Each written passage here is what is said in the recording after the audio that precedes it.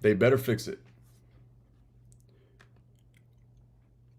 And by it, actually, I'm going to let that one marinate for just a second. We'll get into that a little bit deeper just in a few minutes here. All right, Cowboys hosting the Saints. Saints at Cowboys. We've got a couple 1-0 teams here, feeling good about themselves after week 1.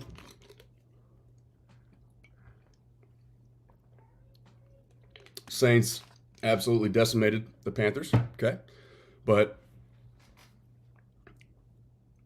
I'm really going to try to keep this breakdown as simple as possible and talk to you guys, talk y'all through the way that I really try to process and simplify matchups and what are the most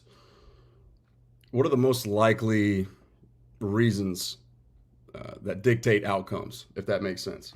Okay, we're Lando live right now, man. This is the Lando Show, bringing y'all sports below the surface to the true fans who deserve to hear it the most. That's what we do. Cut this one off for y'all. They better fix it. What does that mean? I'm going to show you guys a clip here in just a second that pretty much sums it all up. But Stanford Brown in the house. What's up, boss man? Lando, how you doing, man? Thanks for being here, brother. Sorry I was a couple minutes late. I had dad duties to tend to. We're just rolling with the punches out here, man. Also, real quick before we get started, Tua last night, prayers up for him, man. I said on Twitter, I'll say it here. I pray that the right decision is made as far as his career, what that looks like moving forward. I have my own conclusions about what that decision should be. Okay, and then also in the same sentence, man, same breath, prayers for this series of issues not to manifest themselves in the form of something much worse and more serious later down the line. Okay. Clint Kubiak. That's where we're going to start. I just made that decision right now on the fly. Before we talk about what and who better fix what.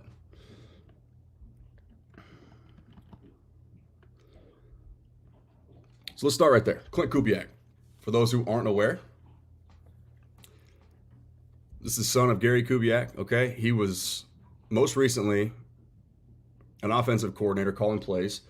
He's got one full season of play calling under his belt. That was back in 2019 when he was the offensive coordinator for none other than Mike Zimmer. Okay, so this matchup already, right off the rip, first and foremost, is kind of interesting. There's some history between these two coaches. Both, I love a game when coordinators are facing, like opposing coordinators are facing off against each other who have experience and tenure working together in the past. I think that makes for fascinating anticipation and discussion and breakdowns after it all happens.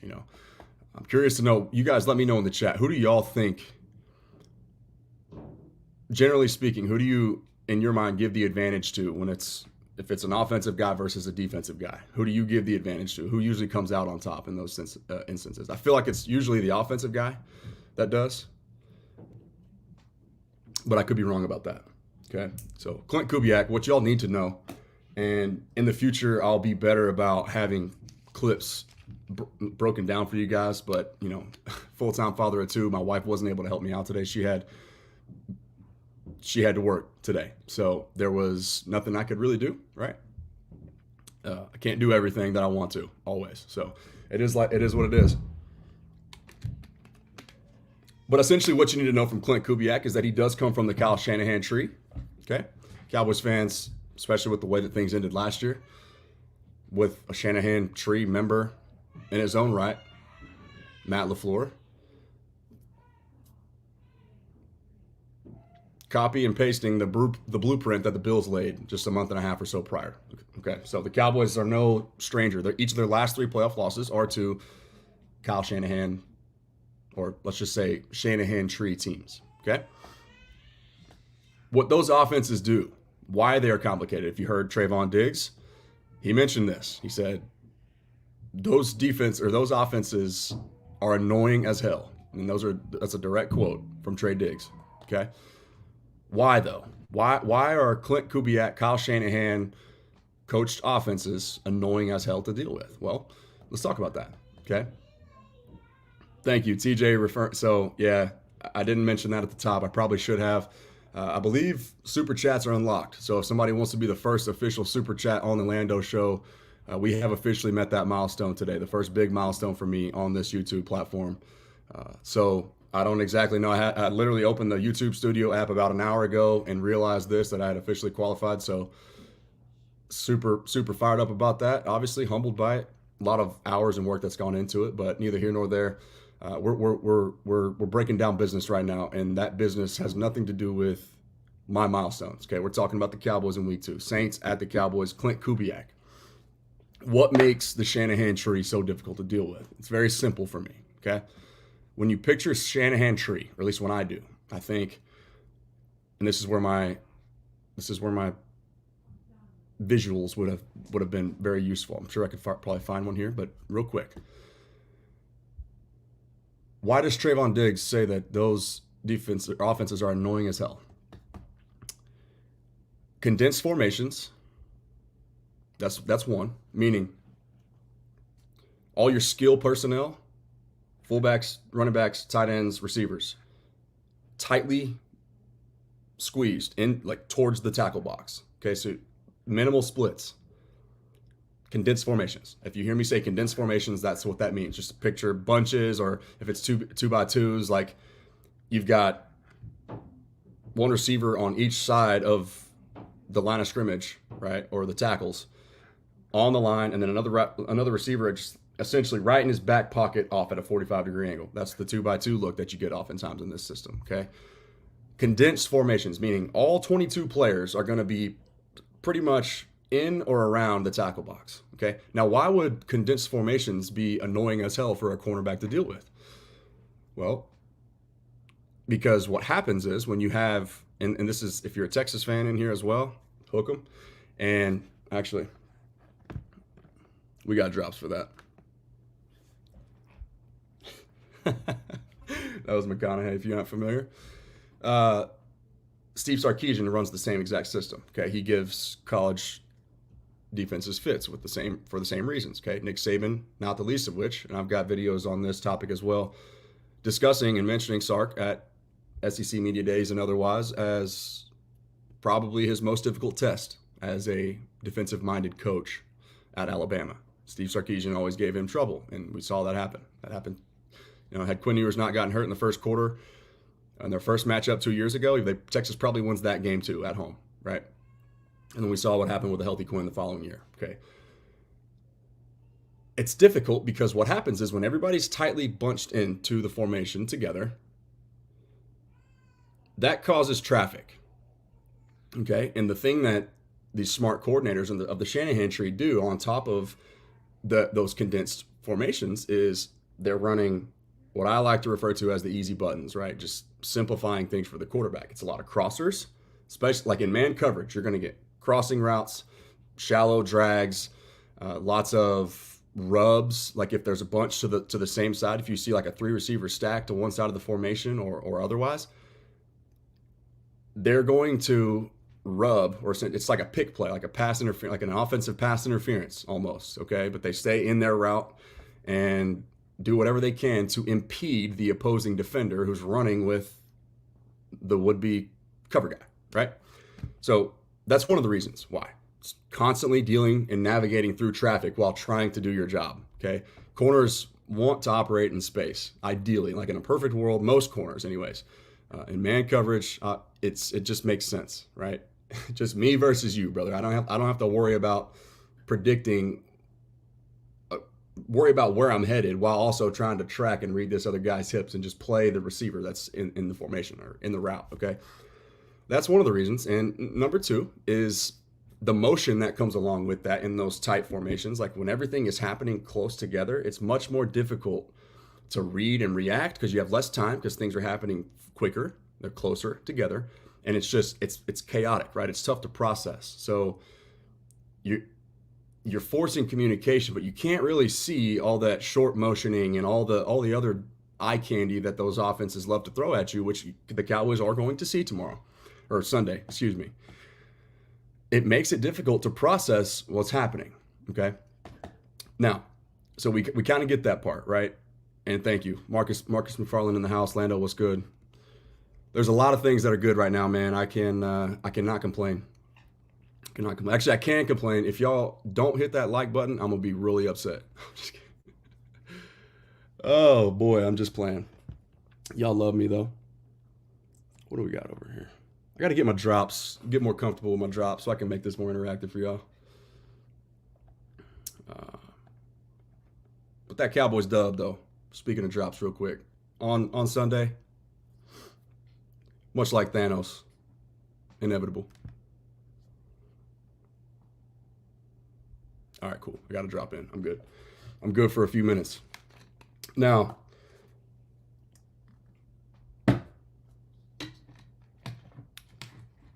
what should the Cowboys, if you clicked on the thumbnail, you saw it.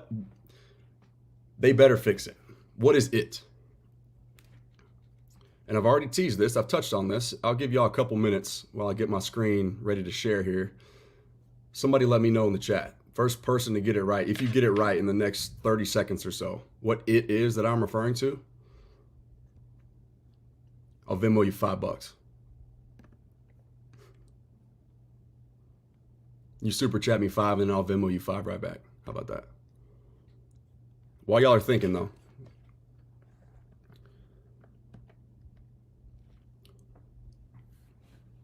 think with a little background music. Let me get this pulled up real quick and we'll talk about it. Hey, I see you, Stanford Brown. Mr. Brown is paying attention. Let's go. Hold up. Hold up, Stanford Brown. This one's for you, my man.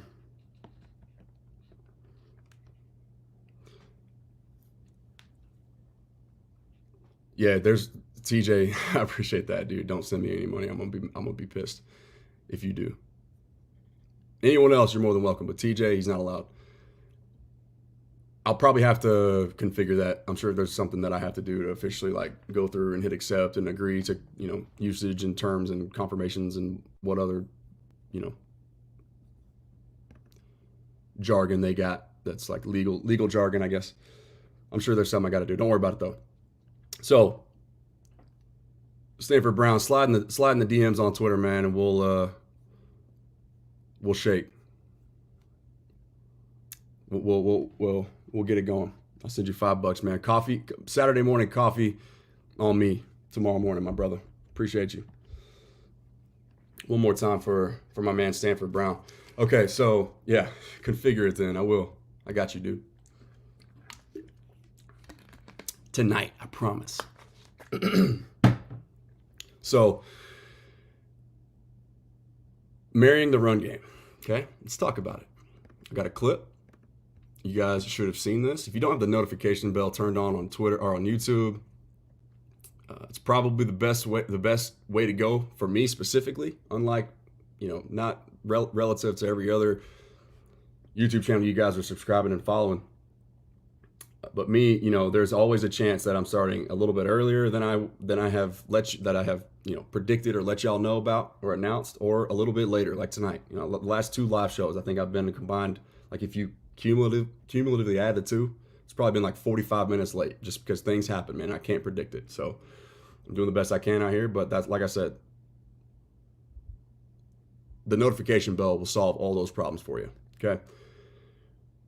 Let's get to this right here, because this is something I'm very passionate about. And, real quick too, so we're not belaboring the point, because I got a very special guest coming in to join me tonight to talk about whatever he sees fit, but obviously specifically relating to this Cowboys-Saints matchup in week 2, and then wherever we go from there. But I had the pleasure of sitting down with Law Nation the godfather of Cowboys sports media on YouTube, if you ask me.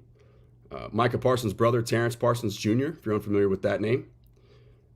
And the one and only Ray himself, who was so kind to invite me to his studio and orchestrate, produce, and export all the good, spicy nuggets that we broke down and talked about, man. So it was a treat to do that, and I hope it's a treat for y'all. But without further ado, man, here we go. Because this is something I'm passionate about. I believe strongly in marrying the pass and the run game. And then I'm going to break down even further in depth and talk to you guys and answer your questions about exactly what the heck I'm talking about when I say any of this. Okay, pay attention, pay close attention, please.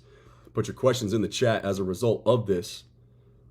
And then after this concludes, I'll get to them and we'll break it down even further. Like I said, here we go. One thing that if there's one, I'll just touch on and get your guys' thoughts on one thing if there's one thing that I'm still concerned about, like in a game when there's so many exciting things to take away from. Right. If there's one thing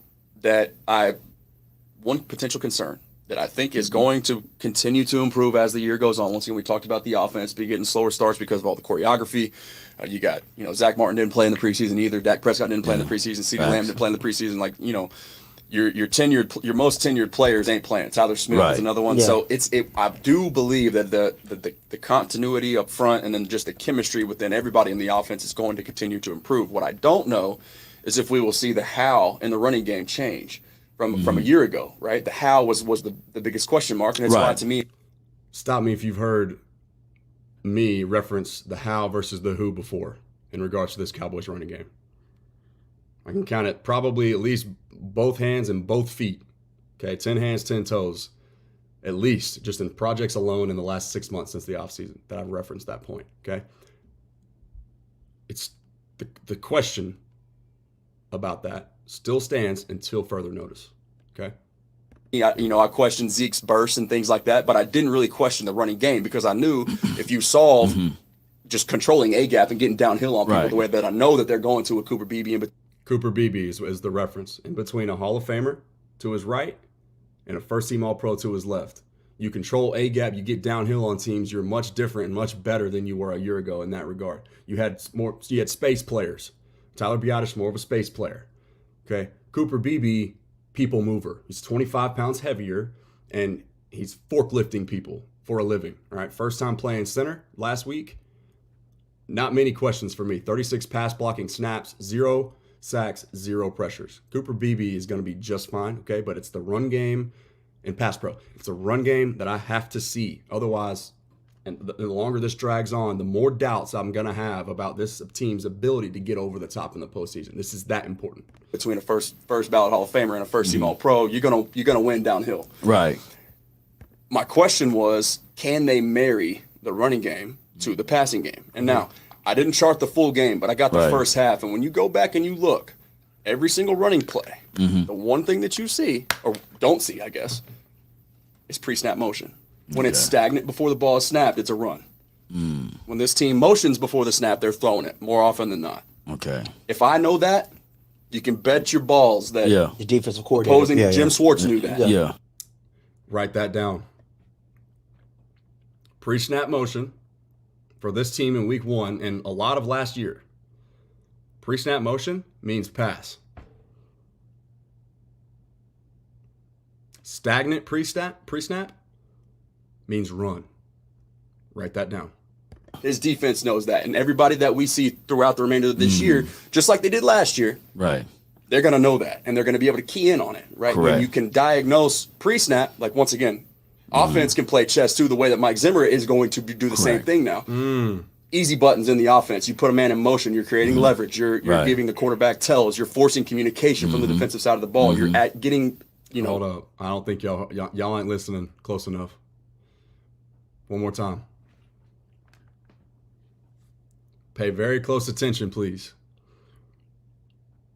Like Vach likes to say, this will be on the test on Sunday. Okay? The answers to the Scantron are right here in front of you. This will be on the test.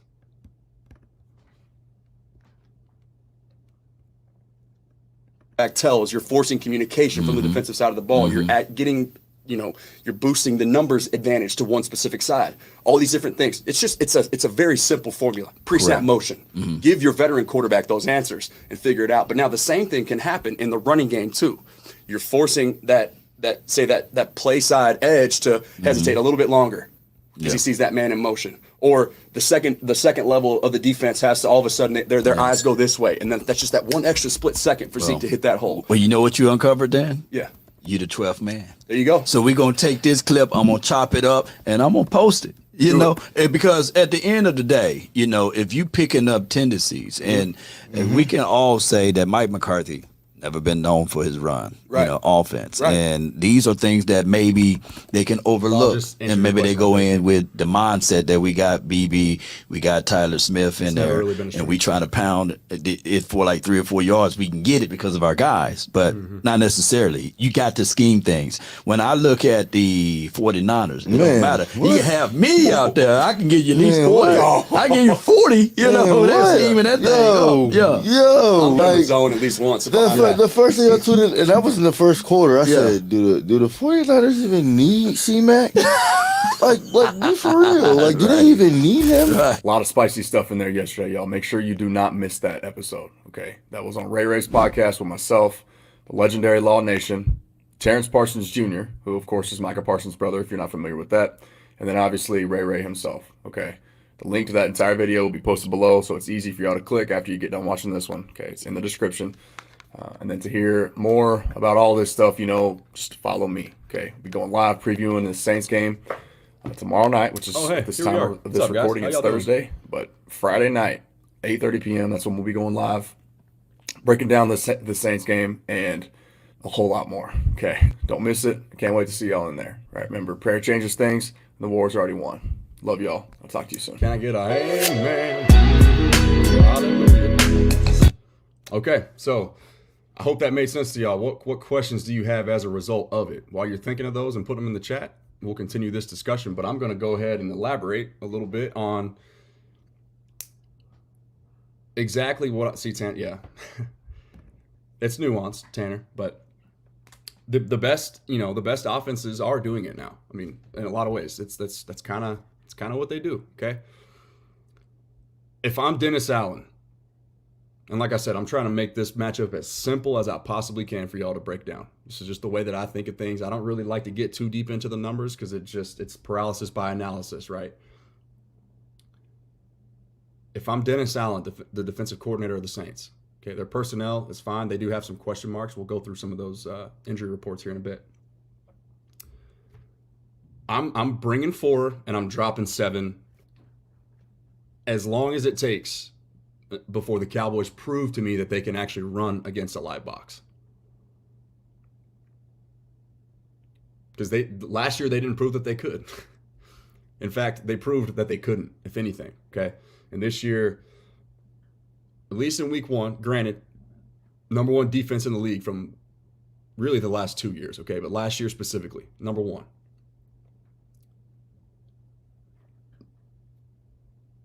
We didn't really run the football. Okay, take away Zeke's little swing pass behind the line of scrimmage that goes down as a run. I mean, what's the math look like? He was 10 carries for 40 yards. Okay, but if you eliminate that one, what is it? 9 carries for 29? Something like that. Deuce Vaughn, 1 carry for 4 yards. Still think it's criminal that we're not seeing more of him in the regular season. Different player in the preseason this year than he was last year. Yes, he had success on both fronts, but this year, completely different player. If you know, you know, okay? I don't know, but like I said, if I'm Dennis Allen, it's the number 1 passing offense in the league from a year ago too. And once again, really the last 3. I'm bringing 4, I'm dropping 7 every single time, just like the Niners did, just like the Bills did, just like the Packers did in 2023. We didn't have an answer for it because we couldn't get physical, we couldn't control A-gap, and we couldn't get downhill on people and run the football. As of right now, this Cowboys team hasn't proven to me that they can do that. So I was right my number one sentiment, underlying sentiment all off season. I've tried to be very clear about this. It's not hard to be better running the football than you were a year ago. Most people were saying this Cowboys team, they did nothing in the offseason. Okay. I would argue a lot more closely along the lines of what did they get wrong this offseason? Yes, I was skeptical. But man, the way that this rookie class is looking right now,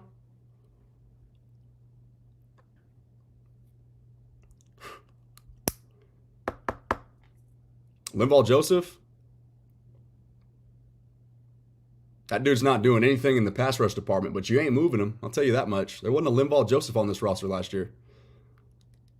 Traded for Jordan Phillips. It's been pretty good so far from what I can tell. Active up front. 6'7", 6'8". Big body. Okay. I've been right on the front. One of the two. I'm 50% right now. 1 for 2. Freaking Hall of Famer if I'm playing baseball. Which thank God I don't do anymore. Because I much rather be doing this. I love y'all and I love this. It's not difficult to be better stopping the run than you were a year ago. It's not difficult to be better running the football than you were a year ago. I'm pretty darn confident that the stopping the run component of that, check. Hit that one out of the proverbial park. But as for the run offense, jury's still out, man. And, you know, the longer this goes on to where we're not seeing them, because look, the Cowboys were one of the top teams in the league in their motion percentage on pass plays. And Dak's QB rating when either pre-snap motion or play action is involved, he's like the best in football. In fact, I actually do have a couple stats here for y'all on that front. One other thing to cover, to simplifying this matchup, right? The Saints, number 1. Actually, I think they were number 2. Let's look. I got it all written down here.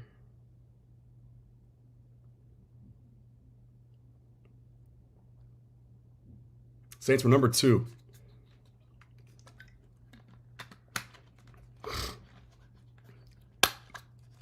With their man coverage. Actually, where did I write that down? I know I wrote it down. Just know that the Saints are at the top of the league, okay? We'll just leave it at that, golly. In regards to manning up on the outside and stopping teams from beating their man coverage.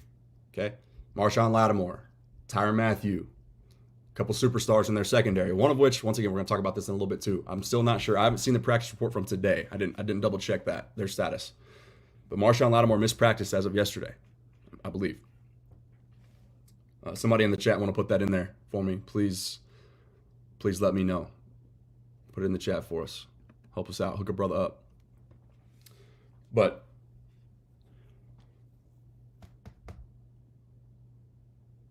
you know who was number 1 in the NFL throwing against man coverage last year? Take a wild guess. Thank you, Matthew. Great game time decision. Appreciate that. That's a big loss for them if he can't go. Fire up your Brandon Cook shares in fantasy football. Because they're bracketing CeeDee Lamb probably regardless. Which kind of goes against everything I just said about them playing man, which, once again, it points to I'm really not sure how Dennis Allen is going to elect to play this offense. Okay. Last week, did y'all have a chance to go see the highlights or watch that game live or look at any of the All-22 or anything like that?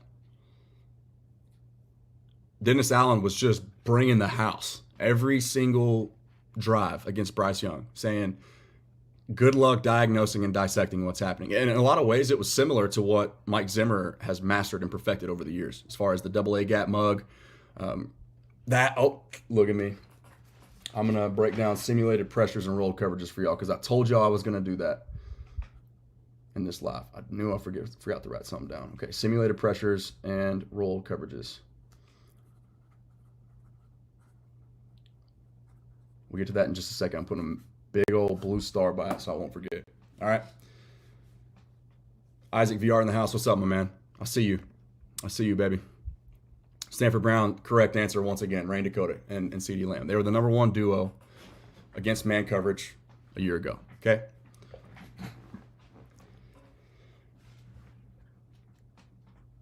To me, the Saints were 29th in total sacks last year.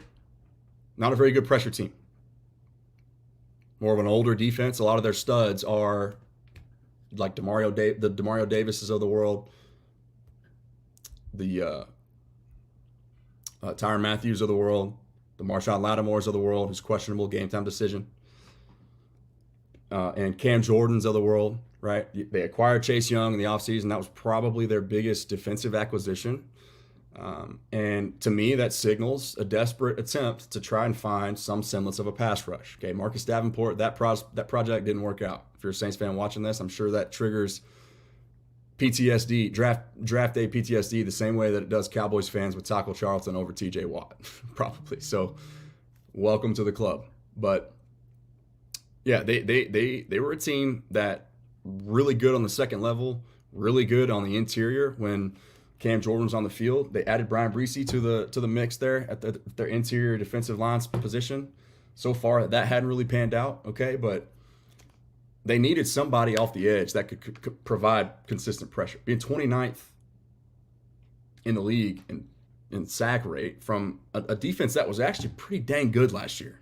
They gave people fits, man. They were tough. They were tough against the run, and their secondary, their coverage was sticky.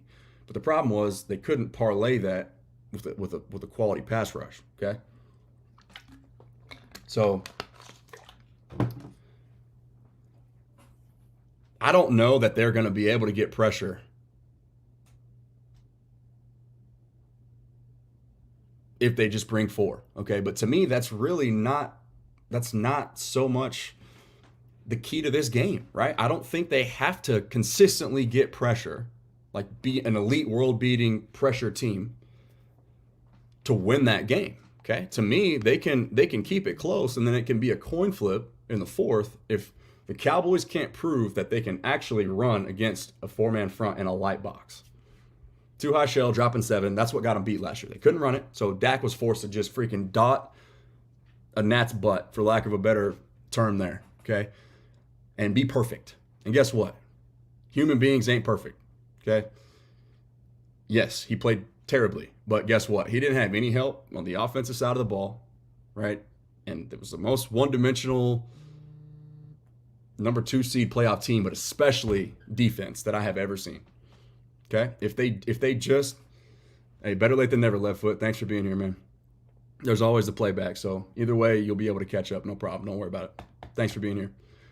Let me get this off. Y'all ain't tired of looking at that yet.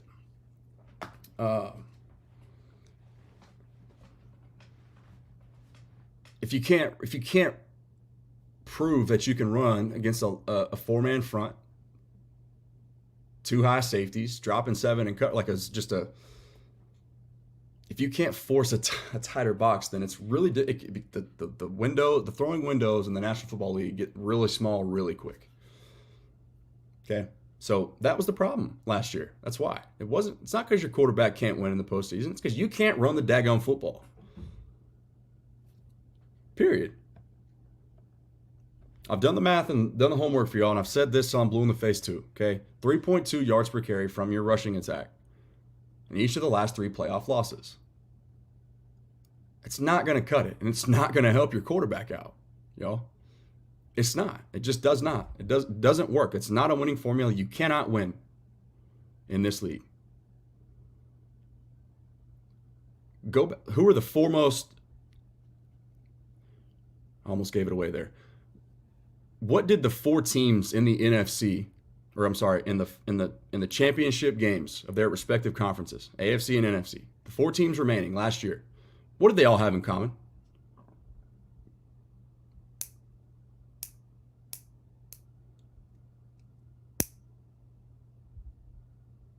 Right. And even for Stanford, that's true.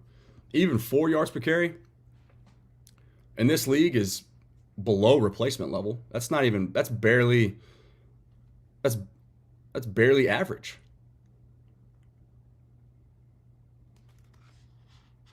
That's just teetering on the lower end of the spectrum, okay?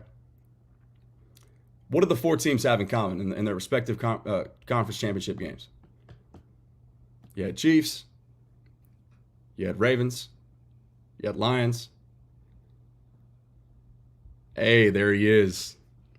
The special guest, man. I'm getting ready to bring him up here. I can't wait for you guys to get a little taste of what this dude brings to the table. Without him, actually, and I'll go ahead and tease this too, I wouldn't be here. I probably wouldn't be sitting here talking to y'all. We wouldn't be having this discussion right now if it wasn't for this guy right here. Got immense amounts of respect. One of my best friends in the entire world. A guy that I respect so much, especially his sports opinions. Okay, our third comrade from the once attempted Spittin' Sports crew, the 3-member team that we tried to get rolling a couple years ago.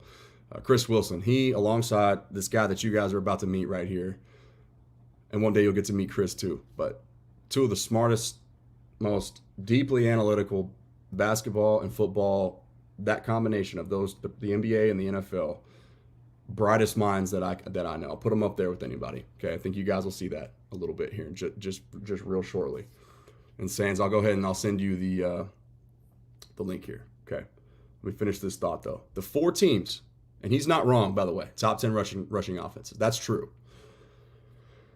But the 4 teams in their respective conference title games last year, very easy for me to diagnose from this couch coordinator over here when I'm sitting back wishing my team was still playing. The most physical teams in the National Football League. Hands down. Lions, Niners, Chiefs, Ravens. Is there any doubt in anyone's mind that those 4 teams are at the top 4 teams in that category from a year ago? Is there any doubt in anybody's mind? Please let me know if I'm crazy, but I do not think that I am. Okay, so that was the whole point, right? The first postmortem Packers video that I dropped, the 16-week series where I broke it all down over and over and over again, just kind of going through the order of operations and what to expect and what should happen for this team. The first video that I posted, one of the very first things that I said, we can fact check it. It's on here. That's the beautiful thing about this app. Can't hide from your opinions, okay? But guess what? That one's here. We can go back and pull it. The Cowboys need to prioritize in the upcoming NFL draft 2 traits. Guys that love football, which Tyler Guyton absolutely does, by the way. We've talked about that too. I'll elaborate at some point again here in the near future. Guys who love football and dogs who are physical on the football field. Dog mentality. To me, they've accomplished that with their personnel up front. Cooper Beebe, Tyler Guyton. I'm not mad or questioning the personnel. I'm questioning the how in the running game. Your quarterback, top in the league versus blitz, top in the league when you include pre and at snap motion on passing plays, and top in the league versus man coverage.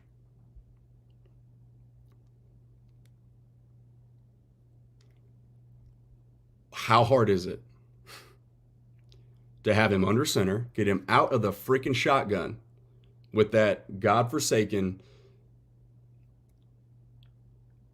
halfback draw up a gap from the gun that just repeatedly shot themselves in the foot with last year?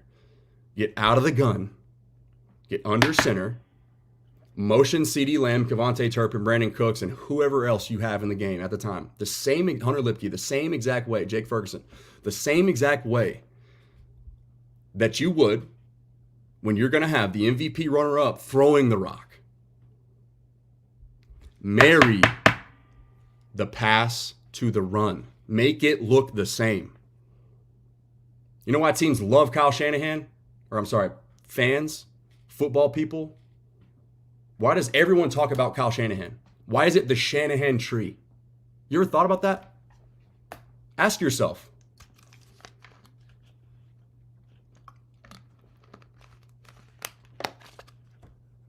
Why? Why is it?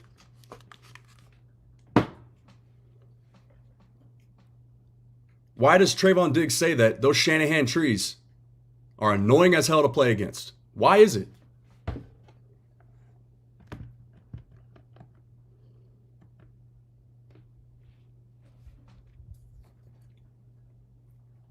Because they marry the pass to the run.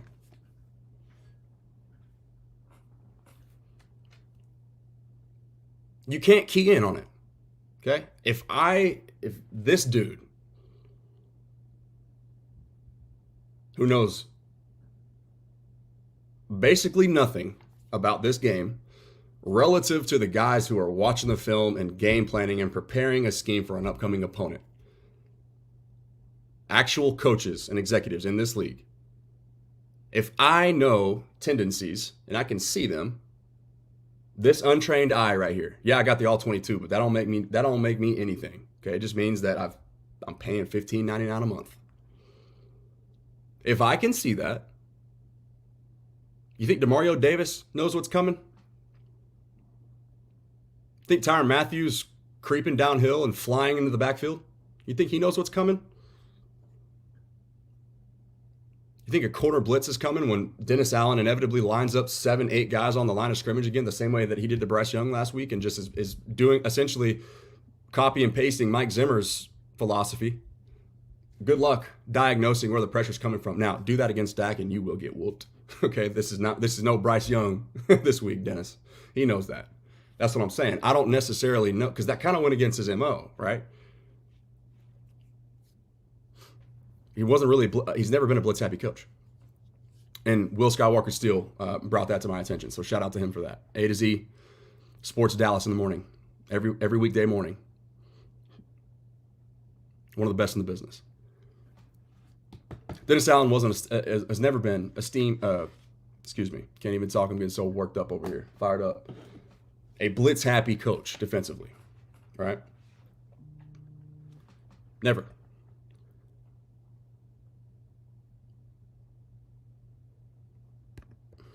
Thank you, Javante. I appreciate that, man. If I know that, guarantee you, Dennis Allen does. Okay. I'm going to get off my soapbox and get my guy in here, because can't wait to talk to him about this matchup and whatever else under the sun that you guys want to ask him. He is our... Actually, you know what? I'm going to save it. Take a quick bathroom break, and we'll get my guy up in here. Sands, I'm going to send that link over to you right now, brother. Take your time. We will convene and reconvene and otherwise at our own pace. We run our own race. Yep. You blitz Dak and he'll take you to school. Number 1 versus the blitz last year. Not a fluke.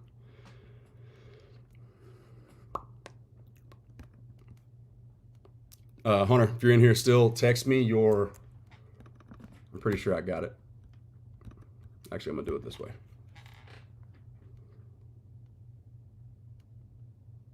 Yes, and Corbin, you're not wrong about that either, brother. You're not. They've never, Mike McCarthy coached offenses have never really been known for their physicality. In the running game, that is. Okay? But, man, adapt or die, dude.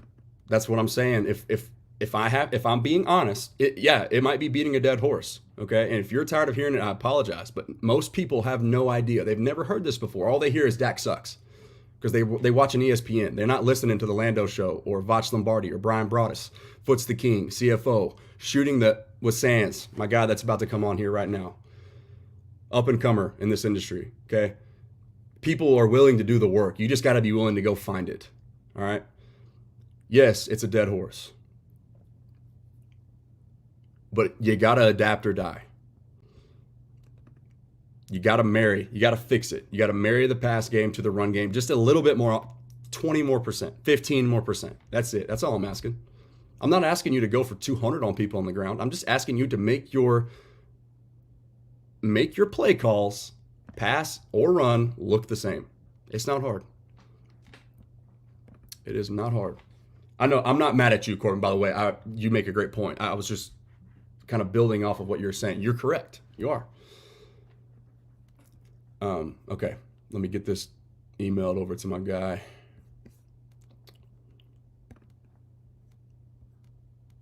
Sands. We're going to roll. I got to pee, though, man. I got the bladder of my 2-year-old toddler up in here. All right.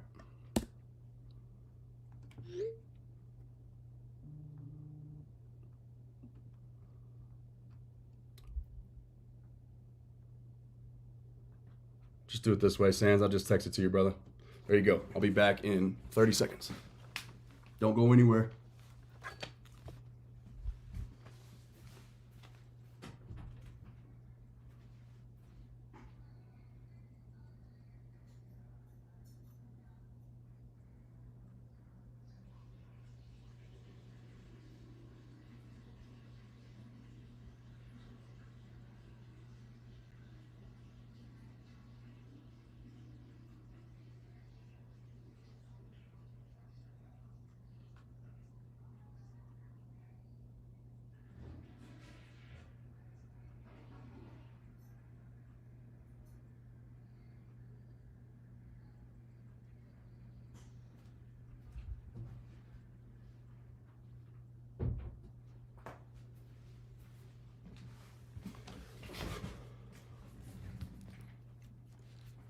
Back like I never left.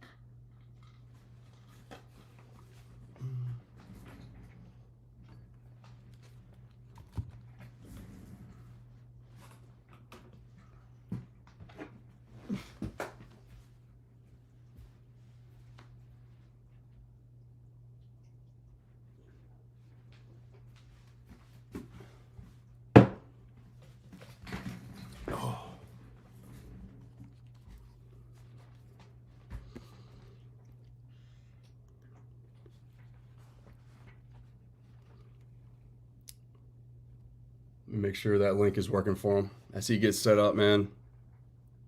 I want to play this clip for you guys as well. This is a long one, rather lengthy one. We'll kind of... Oh, he says send the link again. Okay, I got you. I got you, big dog, big fella.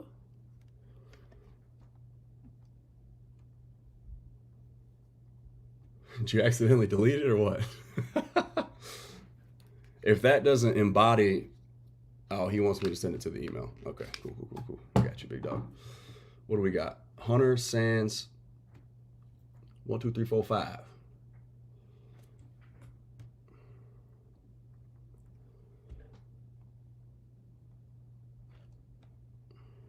There you go. Let me know if you didn't get that. And while we wait, no, like I said, no rush, dude. Don't worry about it. We'll figure this out. Here's a clip that'll kind of expand upon everything I've been saying. You know, it saved me the time of having to really, you know, I told y'all, this is one of the reasons why I kind of wasn't pressed to give y'all visuals, because they broke it down so perfectly. But Dan Orlovsky, bro, polarizing figure amongst the Cowboys community, which he and I have had a couple different interactions on here, and I've got a lot of respect for him. I really do. I think he's just kind of pressured to say things that he doesn't believe necessarily when he's on that one show that will not be named. But when he's on NFL Live, man, as you guys are about to find out, he's brilliant. So just take a listen, okay? couple experts in their own right here, and yeah, we see eye to eye on this front. With the injury. When we look for reasons as to why quarterback play wasn't as high as we expected it to be in week one, right, what grabbed your attention? My bad. Yeah, Dan knows better, and he knows that. That's why I credited him one time, like recently. I made a nice lengthy comment responding to one of his things, and I guess he remembered. He never responded to the first one where I was kind of getting after him a little bit, kind of exposing his takes, right?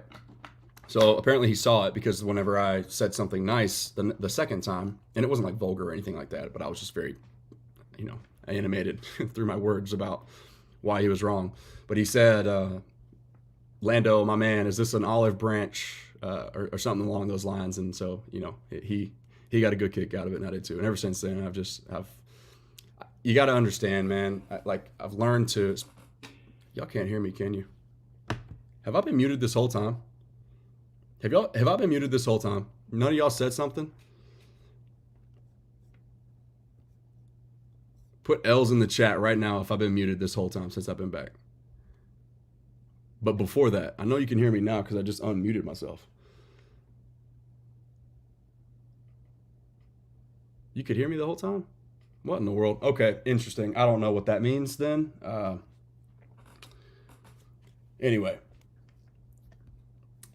Without further ado, everybody, Dan Orlovsky. That's interesting. Anyway, Pop says K-State destroying Arizona. Wow. Who ended up winning that KU game, too? WWW. Thank you, Corbin. Appreciate you. All right, here we go. Share screen. Bam. Yeah, I think there are a couple things, Laura, that stand out. One, you got a lot of rookie quarterbacks playing, and historically, the question was, why is offense down? We'll just run it back. When we look for reasons as to why quarterback play wasn't as high as we expected it to be in week one, what grabbed your attention? Yeah, I think there are a couple things, Laura, that stand out. One, you got a lot of rookie quarterbacks playing, and historically, rookie quarterbacks have always struggled out the gate. I think a couple of those guys that you mentioned have been struggling for a while. Deshaun Watson, Bryce Young, Kirk Cousins, obviously, with the injury. But another thing I think that's pretty significant is the way defense... Let's put this on pause. Because my guy is here now.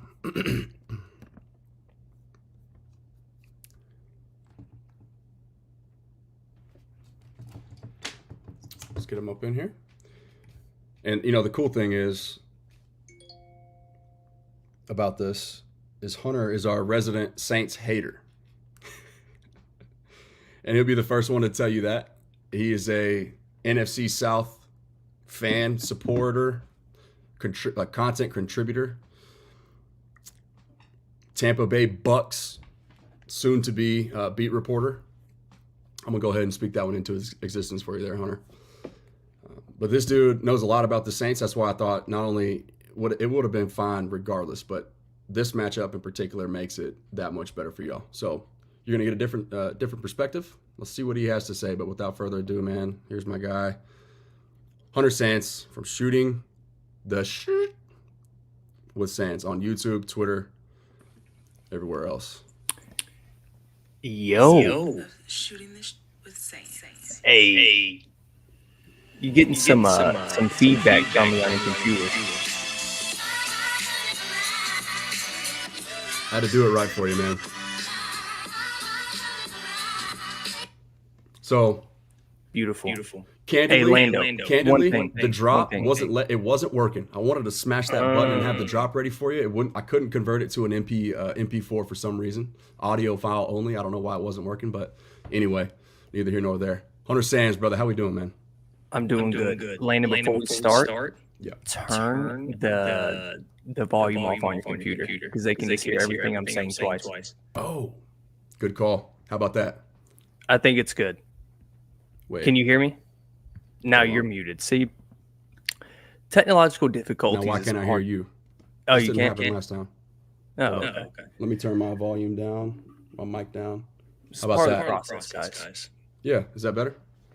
Yeah, I would ask them. Ask the chat. Let us know in the chat. How's the volume sounding right now? Yeah, you getting feedback with me? What in the world? Okay, we're gonna figure this out here.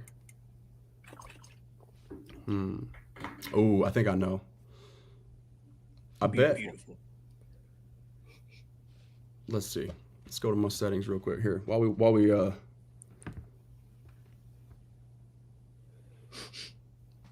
You're hearing that, yeah? Hello.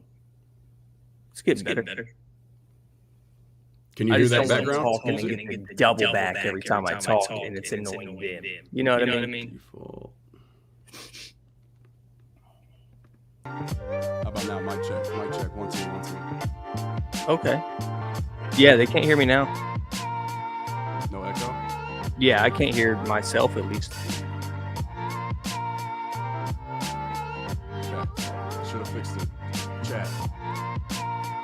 Yeah, because there's the background music going. Can y'all hear that? Can you hear that right now? Mm-hmm. So we should be clear. That's what I'm saying. The audio mixer is working fine. I'm getting perfect levels from my audio on my end. Okay. I was just checking with the chat. I can't see the chat anymore. You know what? What happened is I just went back and checked the settings.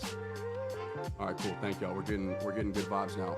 When you came in for some reason, it switched my microphone from this bad boy right here to the built-in microphone and speaker on the actual Mac itself. I don't know why StreamYard did that, but hey, I'm gonna send them some feedback and ask for a little bit of troubleshooting help. But okay, well, beautiful. I hope that wasn't too horrible for y'all to listen to for too long. Like I said, I'm depending on y'all to let me know when something's going wrong, when something ain't right. You got to tell me, and I'll try to get it fixed as soon as I possibly can. But anyways, business as usual, Sans. How we doing, man? Let's. I'm doing wonderful. I've covered everything, so I want your thoughts on this. I've done the best that I can to make it as easily palatable as possible. Now, the floor is yours, brother. I would say, first of all, you see the two different worlds here, as Landon has, nice setup. He's got the background, and here I am on a casting couch with a blank wall. Totally fine. Okay, totally fine. It will recover from this. I'll get better. Yeah, I'll be okay. I know where I'm at. All right, but we're doing good. I'm just here to talk about just a really dirty city. To be honest, once again, if you can't see the hat, it's just, and I lived in Baton Rouge. That hat is fresh, it's not like I haven't been there. Okay, lived in Baton Rouge for 3 years, 4 years, whatever it was. Went to New Orleans often. Okay, I can talk trash about this team. Really, just from my perspective, you were speaking on the man coverage. Yes. With that team, and they do run it very. They're really just a cover 1, cover 4 scheme type of team. That's kind of what they run. They've always done. That's what Dennis Allen does, and I know the perception of him as a head coach isn't great, to say the least. But to be frank, a lot of the advanced analytics and kind of breaking down play calling, he's actually at the top of the league of calling plays on defense. He's actually like up there with some of the best of them on defense. To me, there's a lot of just things that I don't know about the Saints still. Like they have all these returning guys. They bring in Willie Gay, but these guys that they had last year, it's not like they're complete no names with Demario Davis and Cam Jordan and stuff, but you just don't see guys that on the field, if we're being honest. A person that isn't watching the NFC South, I watch a lot of NFC South football, and I barely know what is on that defensive side of the football from a name perspective. I truly don't. Yeah. You got Marshawn Lattimore. Cool. Demario Davis. Incredible. Mm-hmm. But there's not a lot of guys that'll pop out at you. That's what I would say. Yeah, and so kind of on that front is once again, one of the very, very simple ways to break down this matchup, right, is if Marshawn Lattimore can't go, it might be a big because if you want to run man, but your best man cover corner isn't out there, then what do you do? Do you once again deviate from the norm and go more vision based, too high shell, which is what like I said, I know it's not necessarily what they major in, but if I'm Dennis Allen, I am making the Cowboys. I'm making Dak throw into tight windows, dropping 7, I'm bringing 4, and I'm just seeing if I can win that way. Because you're not going to beat Dak blitzing like he did last week. Once again, that's not his MO either. And playing man coverage without your best man cover corner, that could be a death wish with a single high safety if, I don't know. So my whole thing is if Paulson Adebo is jogging out there and he's getting matched up with Brandon Cooks and I think Kool-Aid McKinstry is either he'd be their other guy. Yeah, I was about to say probably be matched up with CD or Brandon either way because he got in there last week after Marshawn went out. Yep, and he's dealing with the hammy. So once again, game time decision. Somebody let us know in the chat earlier. I'll be obviously watching that one very closely. That's arguably their best player on that side of the ball. Okay. Now my thing is the question is Dennis Allen, is he deviating from the norm and just putting different things on film? Is it like for the Cowboys have to prepare for, just by like essentially bringing the house on every play, just at an unsustainable rate against a really highly competent quarterback and play caller? Or is it just because they know that they can dominate in that way against Bryce Young? Was that just a matchup specific thing? Or can they, does he really not feel that they can generate pressure otherwise with a 4-man rush, right? So once again, there's not enough of a sample size right now for really any of us to make any declaration on any team. But to me, if like I said, I am forcing the Cowboys I'm daring them to beat me running the football. Because as of right now, I don't know, neither do you, neither does anybody in the chat, neither does anybody in America really. Maybe even the Cowboys included. They don't know how different they're going to be, if at all, in the run department this year. So I have no idea. But that would be my approach if I'm Dennis Allen. I'm not daring I'm losing and daring the Cowboys to beat me on the ground. I'm not getting beat by what I know they're good at already, right? Absolutely. To me, it's very simple, but I don't know. Yeah, to me, it's like that's why they brought Willie Gay in a little bit to kind of mix certain things up and get some speed there at the middle linebacker position. You know what I mean? Like when you're talking about the cover 2, you need the speedy middle linebacker to run that, or just a very instinctive linebacker to run that defense in general to cover the middle routes. Mm-hmm. But what you were talking about, Bryce Young, I think that is purely matchup. Dude, a defensive back had the most sacks on the team. That just tells you everything you need to know. He's just throwing stuff at a young quarterback and seeing if he can figure it out. And I'm not going to make this a Bryce Young conversation, but he has lost all confidence in himself. First throw of the game, throws a pick, hesitating on the dig route. It was absolutely insane when I watched it. I just see him, he's just going downhill being for that franchise. But with Dennis Allen, I mean, you basically, with Dak Prescott back there, with that secondary, like you said, beat us running the football. You got nothing proven here with running the football in the last 2 years. And I'm not talking about the Tony Pollard year. I'm talking about the week 1 sample size. And I mean the players themselves. What have these guys proven? I know Zeke had actually a decent year with the Pats. He apparently was a great wide receiver threat for them. He coming out the like backfield. 55 balls last year. Like what? Like that. When I saw that when I was doing my fantasy research, I was like, that is a typo. Like that is a typo.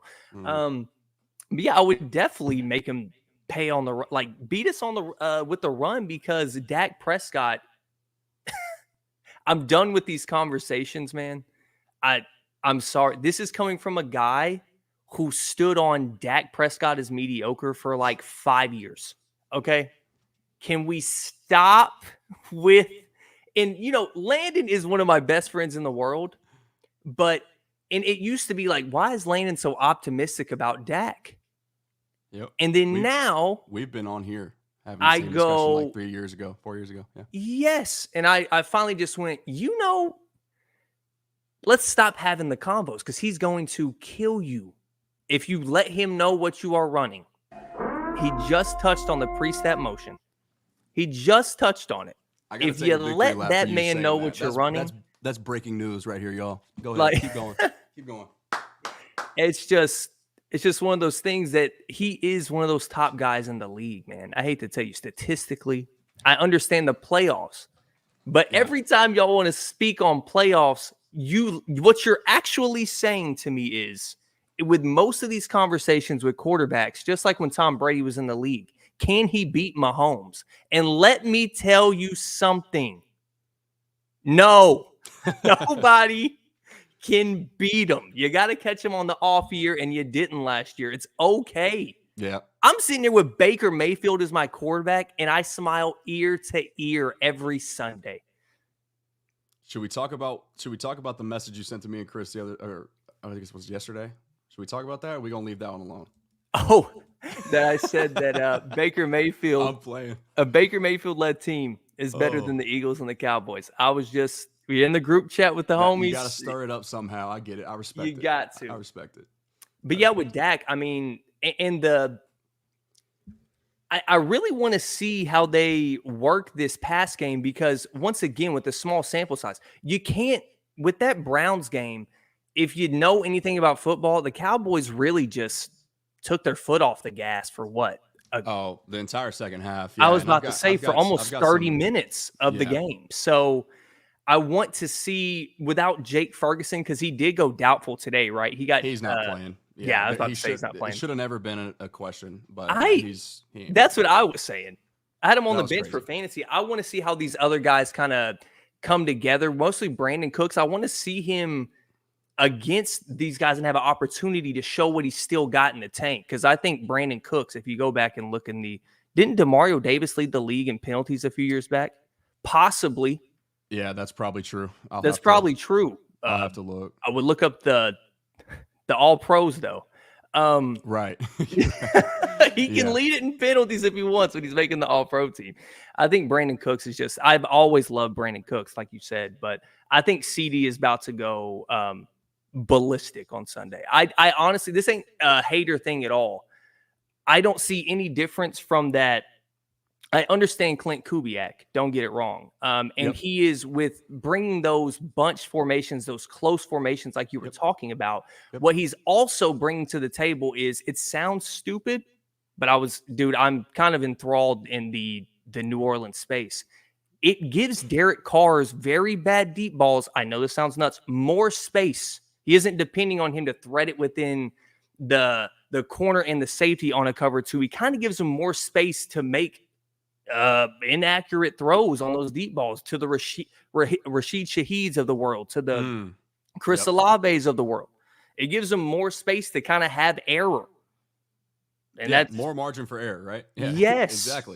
Exactly. And so once again, it's with the Clint Kubiak system, and I think Derek Carr, I know he's a meme at this point in his career, okay? But I've teetered, and yes, I'm an optimistic person by nature, but I've teetered more towards the side of Derek Carr is a quarterback that you can absolutely win with in this league and win a lot of games with.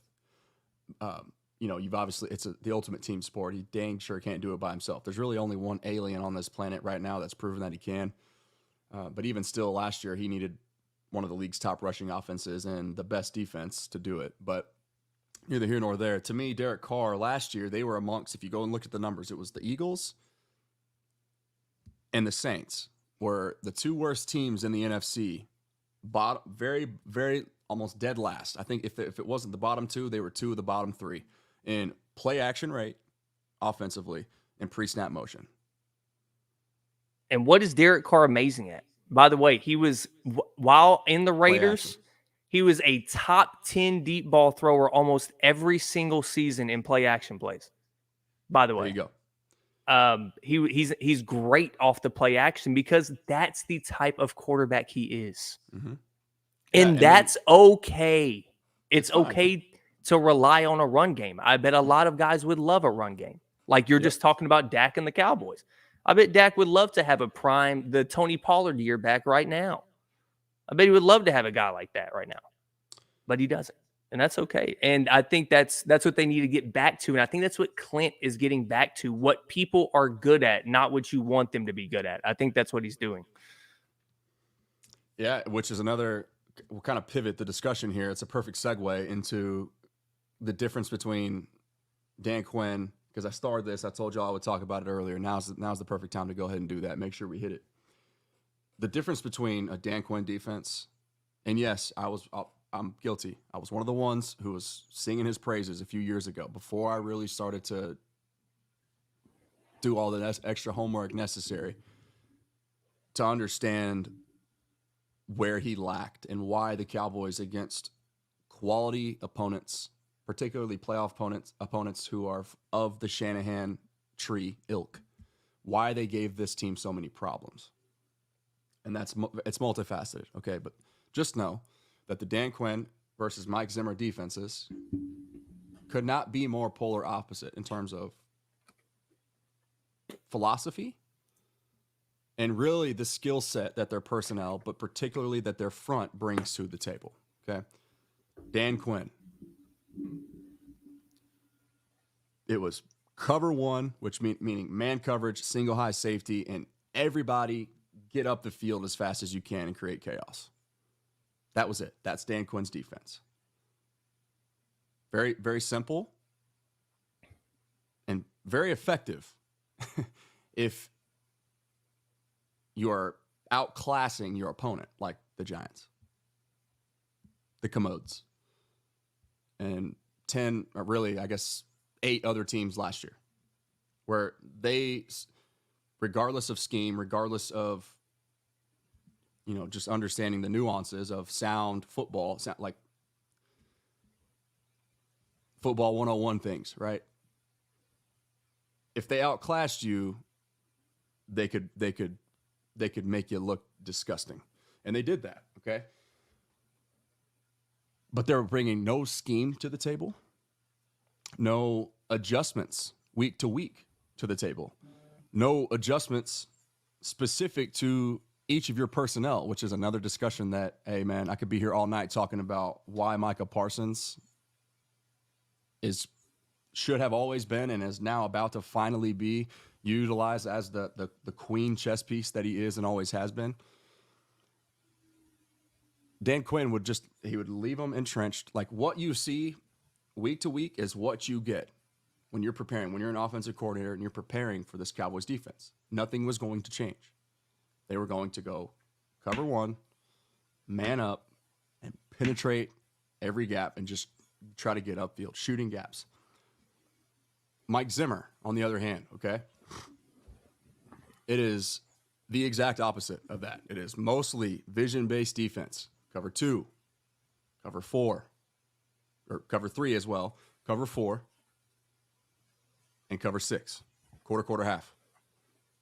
So you are eliminating, or the attempt is to eliminate getting beat over the top, which we would see the Cowboys if, last year, DK Metcalf, A.J. Brown, George Kittle, right? The teams that could cause chaos and went to the line of scrimmage, you would see some just really big splash plays come at the expense of your defense, right? Because you didn't have help over the top, basically. Okay, so that's the first and foremost thing to understand and appreciate as far as the difference that goes. But really the biggest difference is not having everybody up front penetrate and try to shoot uphill. Okay? Zimmer is going to ask his 2 interior players, and a lot of times it's the same one-tech body type, just copy and paste it. He'll play with 2-1 techniques out there if he has to, okay? It is occupy space, stay in your gap, do not get moved, so that, and here's the kicker, guys like DeMarvion Overshown can go and flash and create all this immense amounts of hype and excitement after just one game. Why? Because a year ago, if DeMarvion Overshown is lining up in place of Marquise Bell, even, you're not seeing the same DeMarvion Overshown that you saw in week 1 in 2024. Because he is not playing football unimpeded.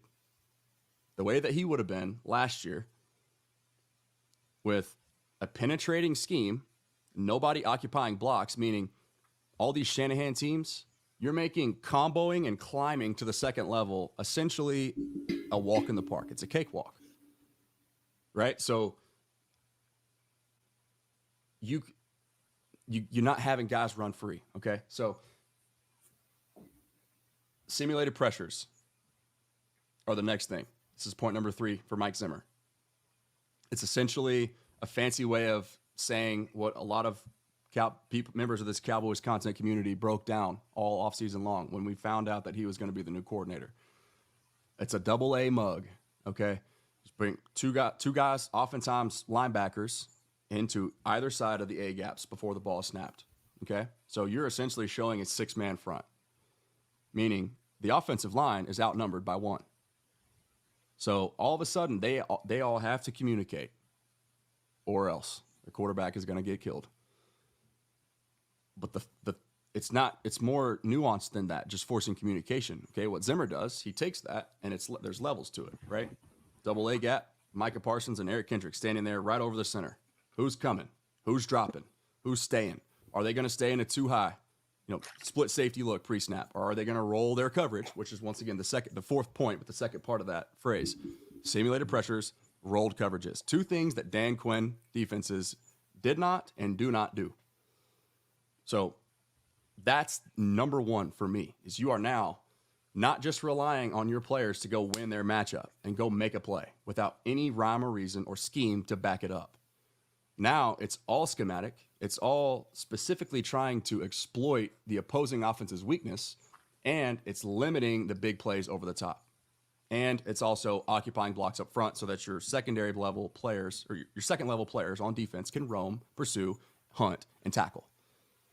Which, once again, it's way too early to make these declarations, but on more than one occasion, it looked as if DeMar Van Overshown is every bit the identifier and the pursuer of the football that Micah Parsons is. That is a terrifying that is terrifying to opposing offenses, okay? I hope that makes sense. Hunter, do you have anything to correct me on any of that, or elaborate on? Or me correcting you on football would be like you correcting me on the Miami Heat, okay? Well, the Cowboys specifically, because football in general, maybe not, but Cowboys, yes. Specifically the Cowboys, yes. From that, it's so funny because when I was watching Overshown play, I just kept thinking about how small linebackers are getting. Mm-hmm. They just keep getting tinier and tinier. He's 235 now, actually. He's bulked up a little bit. Yeah. I mean, when we were growing up, the guy who was playing his position last year was Marquise Bell, but hey. That's what I'm saying. He was super tiny. But just growing up watching like Patrick Willis and Navarro Bowman and those guys run around, it's like a whole different energy now. Yeah. You know what I mean? But yeah, I have no qualms here. Okay, this guy knows what he's talking about. I'm not going to challenge him on anything most of the time. So I'm just listening to you cook, man. I love listening to you. I'm just letting you go. Well, I appreciate that. So, okay, so let's do this then. I was about to do this before I saw that you were in the waiting room behind the scenes. So I want to play this a little bit and just kind of see. I think this is super informative stuff, man, and it's very pertinent play to wasn't exactly as what high. the Cowboys are dealing with now, in my opinion. Right? This is Dan O, Mina Kimes, Ryan Clark. These guys are just breaking down kind of what we just laid out about. I'll just let them do the talking. Here we go. As we expected it to be in week 1. What grabbed your attention? Yeah, I think there are a couple things, Laura, that stand out. One, you got a lot of rookie quarterbacks playing, and historically, rookie quarterbacks have always struggled out the gate. I think a couple of those guys that you mentioned have been struggling for a while. Deshaun Watson, Bryce Young, Kirk Cousins, obviously, with the injury. But another thing I think that's pretty significant is the way defenses are playing offenses, which is to say, basically daring them to either run the ball or check it down. In fact, in week 1, defenses played with light boxes against the run at the highest rate since NGS started tracking the data 8 years ago. They played too high shell coverage at the highest rate since NGS by a pretty dramatic margin. And because of that, you'll see here, the average depth of target for quarterbacks was the lowest it's been in years. Not just the lowest, though. It's been trending down for a while. It took a sharp turn. I mean, this is where Dan Quinn sort of kind of fell behind, right? Teams that were adequately equipped to attack and win versus man coverage and could protect up front could absolutely torch this Cowboys defense or out-scheme them even, like what the Packers did. Okay, it was kind of a combination of all the above, but this is what we saw teams. This was I don't know, Sands. Do you think that, to me, this was kind of it was Patrick Mahomes and company who sort of brought this to life and made it as relevant as it is today, right? Taking away Tyreek Hill early on in their in their connection, their dynasty days, right before they were 3-time Super Bowl champs that they are now. Yep. And so ever since then, teams have tried to adopt the same exact philosophy versus these high quality quarterbacks, and it's been successful, right? Once again, 2 high safeties, dropping 7 in coverage, vision-based defense, forcing the quarterback to it's a highly anticipatory nature of throwing the football when you do this, when you play this type of defense. But the one there's always ebbs and flows, right? There's drawbacks and chess matches for everything, okay? The NFL is a constantly evolving league.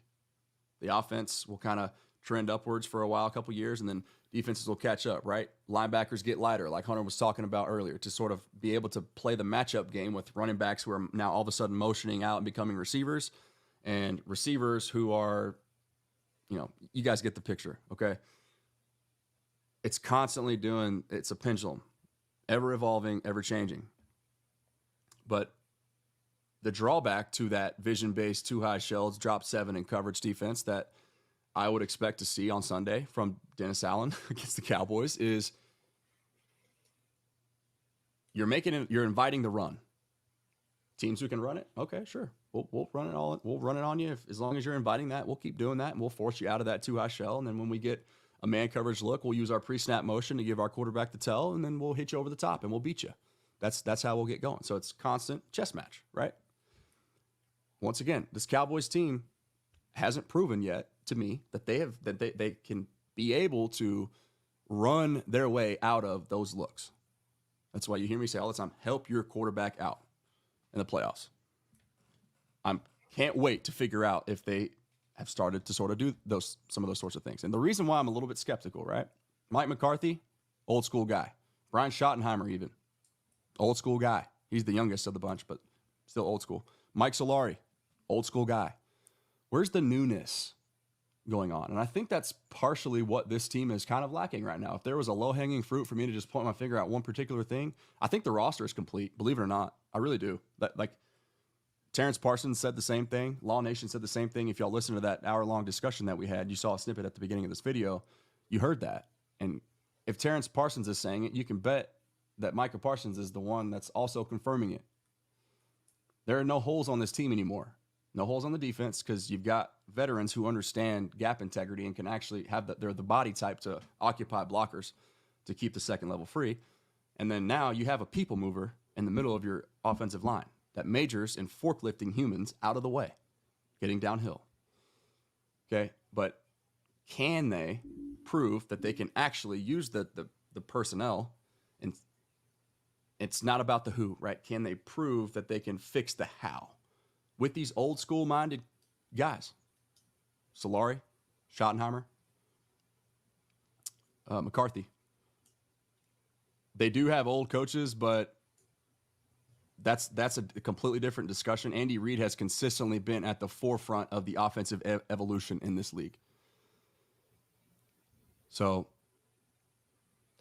I would say, just to start off with your first point, talking about Patrick Mahomes and Tyreek Hill kind of starting this almost like a check down era. Yes. It's like you're playing Madden and the dude has 9 deep the whole game. You're kind of just taking flat routes, drag routes. It's like doing that, but in real life, obviously. I really think I'm not riding Tom like this, but you saw Gronkowski come into the league and show the versatility of that. And now Kelsey comes in, get the speed threat on the outside, and Tyreek is more than a speed threat. And now it's bringing in the importance of a receiving tight end. It really has brought back this weird. That's why when Jason Witten and Antonio Gates were around, it was almost a rarity, and you were baffled that these guys were getting these types of seasons with thousands of yards and touchdowns and all this stuff. And now that revolutionized that position to this point. And you are correct. This check down stuff is actually goes deeper than that within play calling, because if you take check downs, second, third down, you get in that mixy point of play calling where you're at 3rd and 4 instead of like a 3rd and 1 or a first down after second down. And you kind of have that brain breaking thing where it's like, damn, what do I call here? Do I pull off the play action? Do I throw the slant? Do I try to get the deep play, or do I run the ball? It kind of gets you in a really tough situation as an offensive coordinator. And we always said this, though, as this was happening, right? Like when Leslie Frazier, he came out when he was the defensive coordinator for the Bills, and he was speaking on, it hasn't happened yet, but defenses will evolve to this. He said Absolutely. it. Yep, He's like, it's a pendulum effect. We always, like you said, push and pull. You're always going to catch up to something. Yep. And then there's going to be something groundbreaking that Andy Reid draws up, that Mike McDaniels draws up with the cheat motion, that Kyle Shanahan draws up. Like, there's always going to be something that's going to catch up to that. It's just, that's what makes the league so amazing to me. It's like NFL has it's just, the parity is unmatched, and every year you get something like this that's brand new. I'm talking about, we saw historic lows the last 20 years, like passing yards per quarterback, like per game.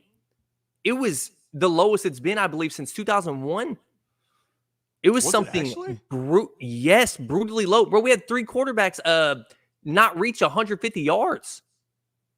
Oh, in you 2020, mean week 1? You mean in week 1 this week 1? Okay, I thought you meant all of 2023. My bad. Yeah. No. Week it was historically low. Only 2 guys threw for 300 plus. Correct? It was Tua and Matthew Stafford, I believe. So yes, like, man, it was a bad week. And even if you play fantasy football, which is a side I lean on, by the way, I'm a fantasy football guy. Your points weren't there for the quarterbacks. If you just scroll through your league, it was 15.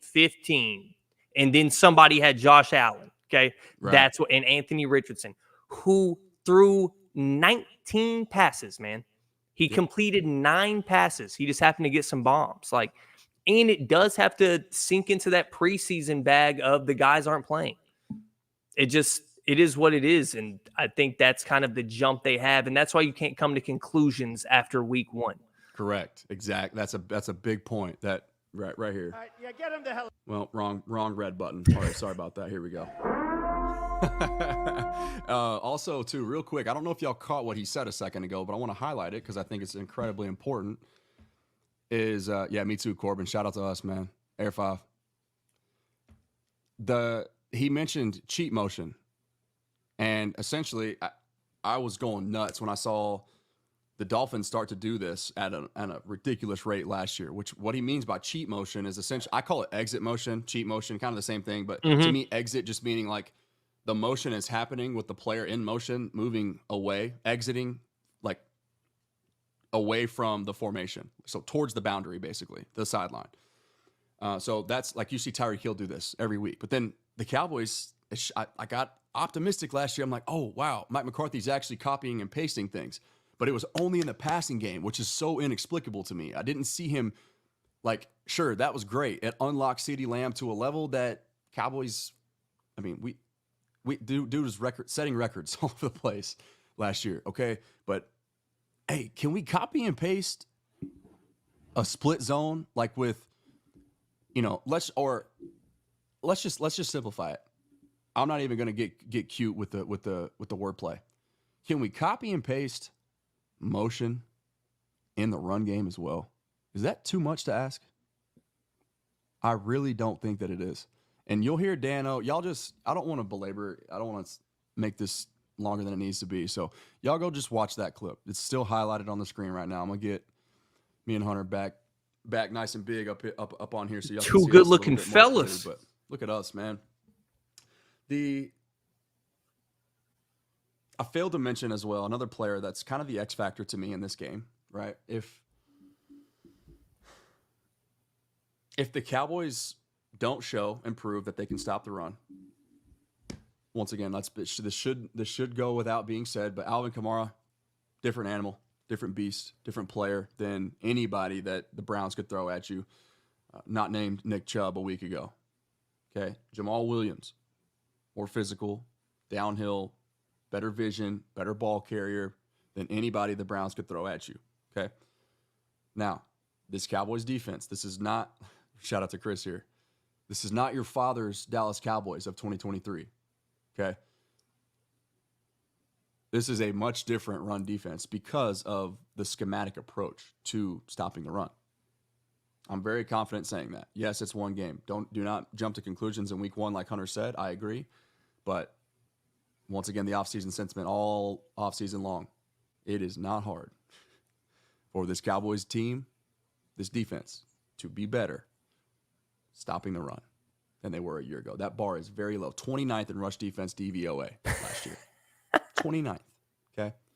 Now, this is what I failed to mention. Okay, I just touched on the ball carrying situation, the eye candy that Clint Kubiak is going to throw at this Cowboys team. Okay, they're going to have to play sound. They're going to have to be patient. They're going to have to stay in their gaps, and that's going to be difficult because of the condensed formations, all the constant motioning, all that jazz, all that fun stuff. Okay, those eye candy things. Right, it is a different test, but I know the instincts that most players are equipped with in a Mike Zimmer system should be fine. Okay, so let's assume they can stop the run.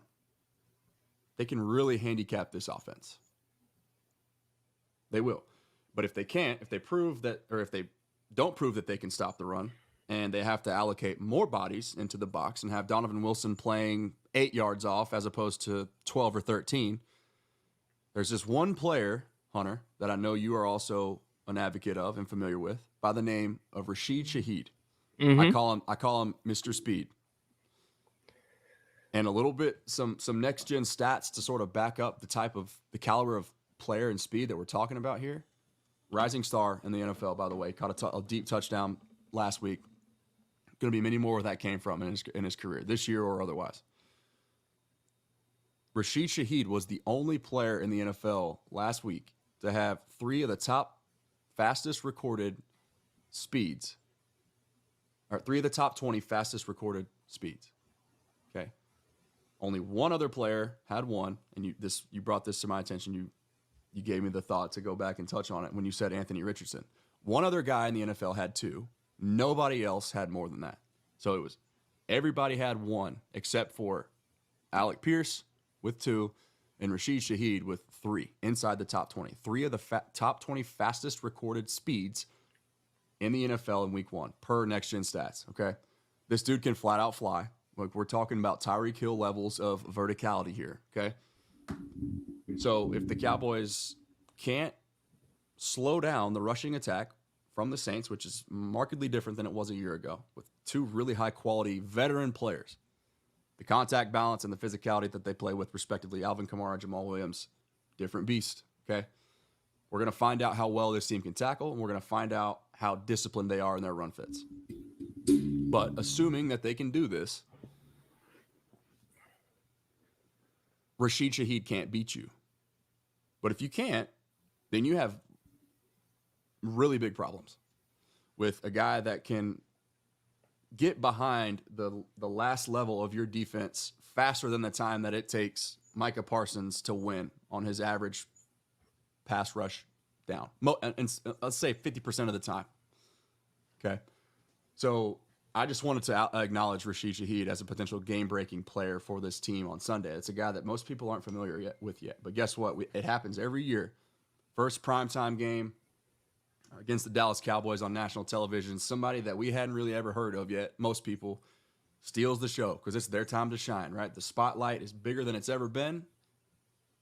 America's team or America's favorite team to hate, whichever side you stand on, I do not care. Everybody's watching. Everybody's tuned in, right? Kadarius Toney famously torched the Cowboys from the Giants, 3 years ago in a primetime afternoon game on Sunday. And if it's not for that game, is he traded to the Chiefs for a first-round pick?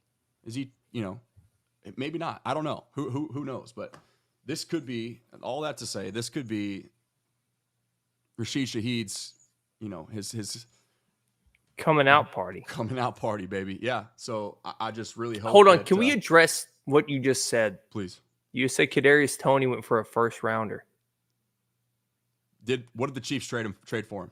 I think it was. Was it a second? Somebody help us out. Actually, I'm gonna look it up. I got us. I'm just baffled that Mahomes is so good it didn't matter. Yeah, right. Yeah, like I'm pretty sure it was a premium pick. I just can't remember. Yeah. Let's see. Yeah, Rashid Shaheed. It was a third and a sixth. Third and a sixth. Still, I mean, third round's premium pick to me. I swore it was a 2 or a 1. Wow. Okay. Anyway. Either way. Reality. Yeah, it's all right. But you are correct. They do have coming out parties. And it's so weird to see Chris Olave like this. He was basically unused. Mm-hmm. They scored 50 points, and Chris Olave did nothing. It's wild, right? And that just goes to show you the capability that they have on the ground this year. And yes, it's the Panthers, okay? That team, I said last week, needs to play the Giants in the toilet bowl, and the loser has to be relegated to the JV leagues, wherever that is. Go to the CFL or something, bro. Like, come on. Anyway, play the Calgary. Yeah. So you can't. I'm not necessarily basing their rush offense prowess based on that week, but what I can see very clearly, like I can just blur out the opponent and just watch what the Saints are doing before the ball is snapped, and I can tell you that they're a vastly improved run offense than they were a year ago. I can watch it. I can see it. It's very clear and very easy for me to see. You know what? Yeah. And while we wait. Yeah, what? Go ahead, Hunter. As a lifelong Saints hater, because I was always the contrarian in my family. Whatever they liked, I hated. They picked Texas, I picked Arkansas. Terrible decision. They picked my grandma's from Louisiana. They love the Saints. I hate the Saints. I didn't even like a team. They like the Cowboys. I'm from Arkansas. There is no pro teams. Yep. That's why the Razorback fans are so passionate. Same thing with OU. Yeah. Everybody bleeds crimson and cream up there, one state north. Same thing with Arkansas, man. It's a different level of passion for sure. Even as a hater, I can see the improvements. Mm-hmm. It popped off the screen. It was on my left screen. I'm always going to check in on the Saints to see if they're dead. Yep. I'm always checking in to see if I can just dance on them. But every time I checked in, I know it is the Panthers. It is what it is. But I was quite impressed. And we aren't talking about the weakness of their O-line so far and how the scheme has kind of made up for that. Because let me tell you as a Bucs fan, you know what's alarming? When the offseason reports, the first 2 adjectives of the lineman you brought in is he one time started 16 games at some point in his career. And the second one, the worst one, is he can play multiple positions. You know what that means? You're running patchwork. You're like, one of these 3 guys is going to be so bad they're benched, and we got to plug them in. And as a Bucs fan, I've gone through that for 2 years, and finally, even with Tom Brady, we were just switching. Luke Gadecki didn't get to play his natural position more than like 4 or 5 snaps at a time. And that's what they're dealing with right now on the O-line. And I really do think there's going to be some big days on that D-line on Sunday. Well, I agree, man. This team is so for those who aren't aware as well, we touched on this on Cowboys Crosstalk with Law and Terrence and Ray. The Cowboys had 3 players last week. Granted, I got to be fair and I got to acknowledge, right? 2 backup tackles. They were missed. The Browns were without both bookend tackles. They're starters. But still, the Cowboys had three of the top 10 players in pressures in week 1. DeMarcus Lawrence had 2 sacks in that game. Micah Parsons should have had 4. He let Deshaun Watson slip. That's one of the things that Deshaun Watson is still elite at, is somehow, and it feels like half the time, blindly escaping pressure from the pocket. Now, he doesn't navigate it well because he's never gonna,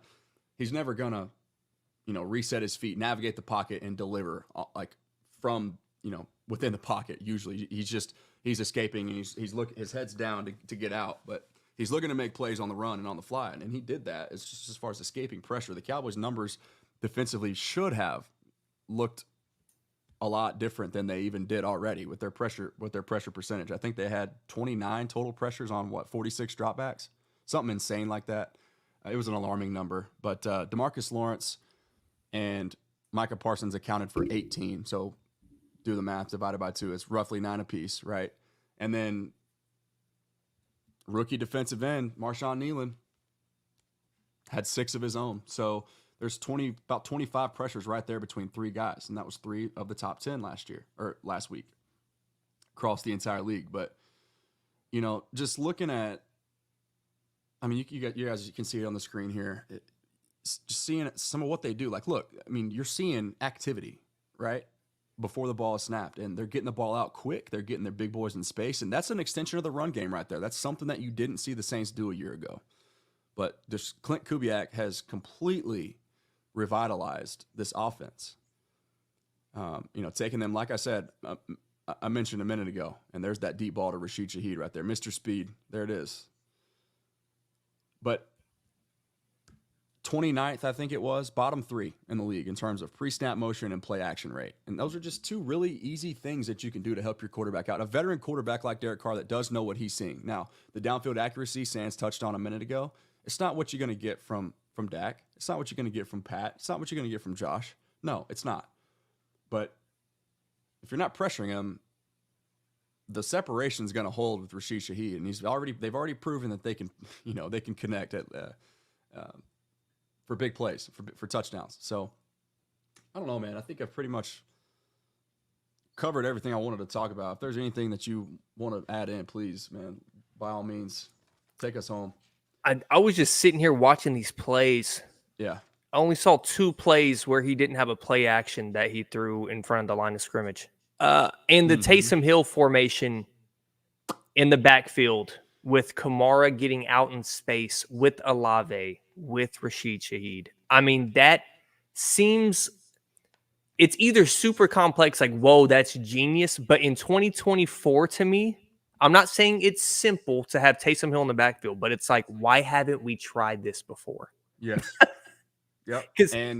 And once again, we're talking about copy and pasting. The Cowboys have a player in their own right that isn't the same at all as far as just sheer speed is concerned, but a Swiss Army knife, if you will. Hunter Lipke is a dude that very, very unique, man. I went to their live practice a week ago, I guess 2 weeks ago now, and I'm watching the running back group work. And it's not often that you see somebody that's classified as a running back make Zeke look small. I can think of maybe 2 off the top of my head. Derrick Henry's one of them. But if we're classifying Hunter Lipke as a running back, which the ESPN fantasy app does, so that's what I'm going to call him right here for the purpose of the argument. That dude makes Zeke look like a very small human. He's a legit 245. He is a fullback in college, but he played the running back position. He caught the football all over the place. Just, he's markedly improved in the run blocking department, man. Some of the tape that I watched him, he's literally leveraging, and like you just see him full extension, like elbows inside, tucked, and he is just like one of those dummies that you see D linemen repping against all the time. Just boom, like you hear it click and lock into place. Hunter Lipke's bench pressing people now, dude. He wasn't doing that a year ago. But he fumbled on the goal line against Miami, and he stopped getting looks for some reason. But once again, last year was year 1 of a brand new system. I understand there are lots of things that have to happen in terms of getting everybody on the same page so that you can, you can just operate somewhat functionally. Now, most teams don't have a quarterback good enough to be the number 1 offense in football and go, be the leading candidate.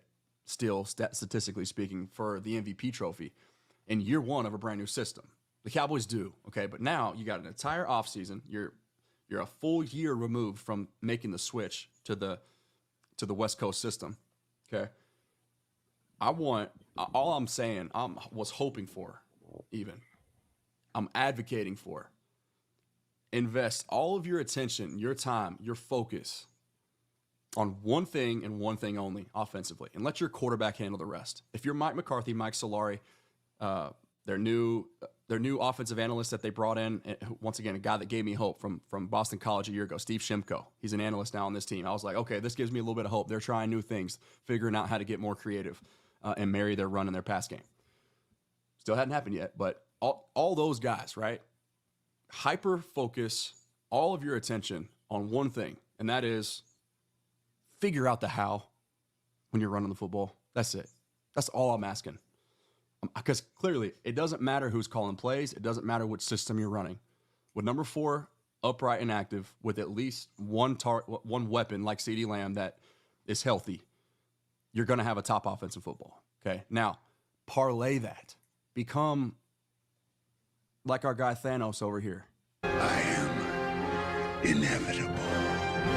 Can we become inevitable offensively with our approach? Like, you handcuff your opponent. They can't scheme. They can't just say, okay, they can't run it. So like the Packers and the Niners and the Bills did, we're going to drop 7. We're going to sometimes even drop 8 on long downs and distances, long third downs conversions, right? Attempts.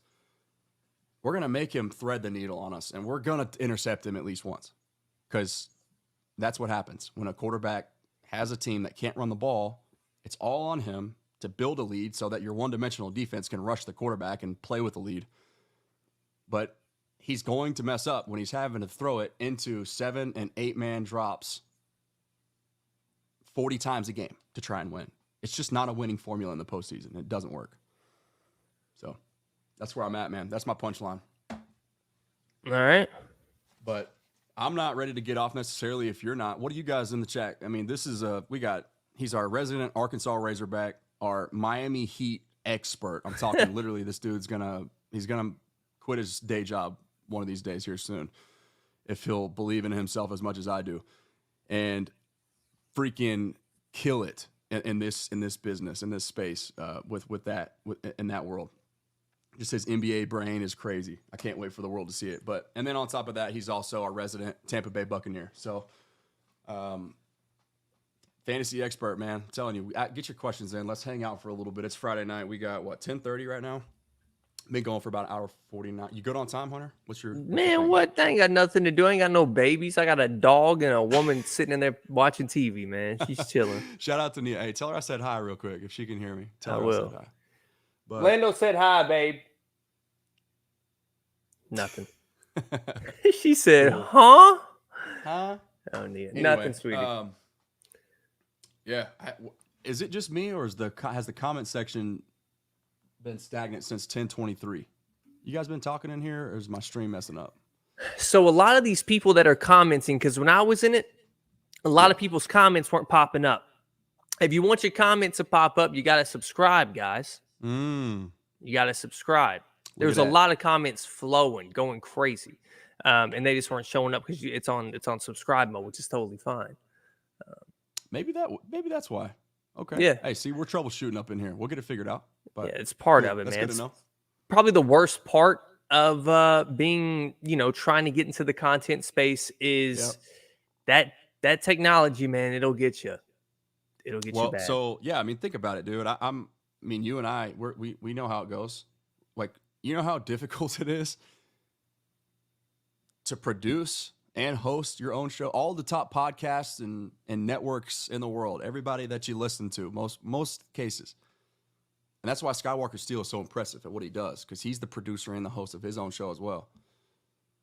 It's difficult, man. It's hard to do, but all the top shows that y'all listen to, they got people that do all this technology stuff and streamlining the process. They do it all for them. They get the graphics made. Like, I'm my own editor. I am my own producer. I am my own screenwriter. I am my own marketer. I'm literally, and Sans the same way. It's you got to wear a lot of hats to try to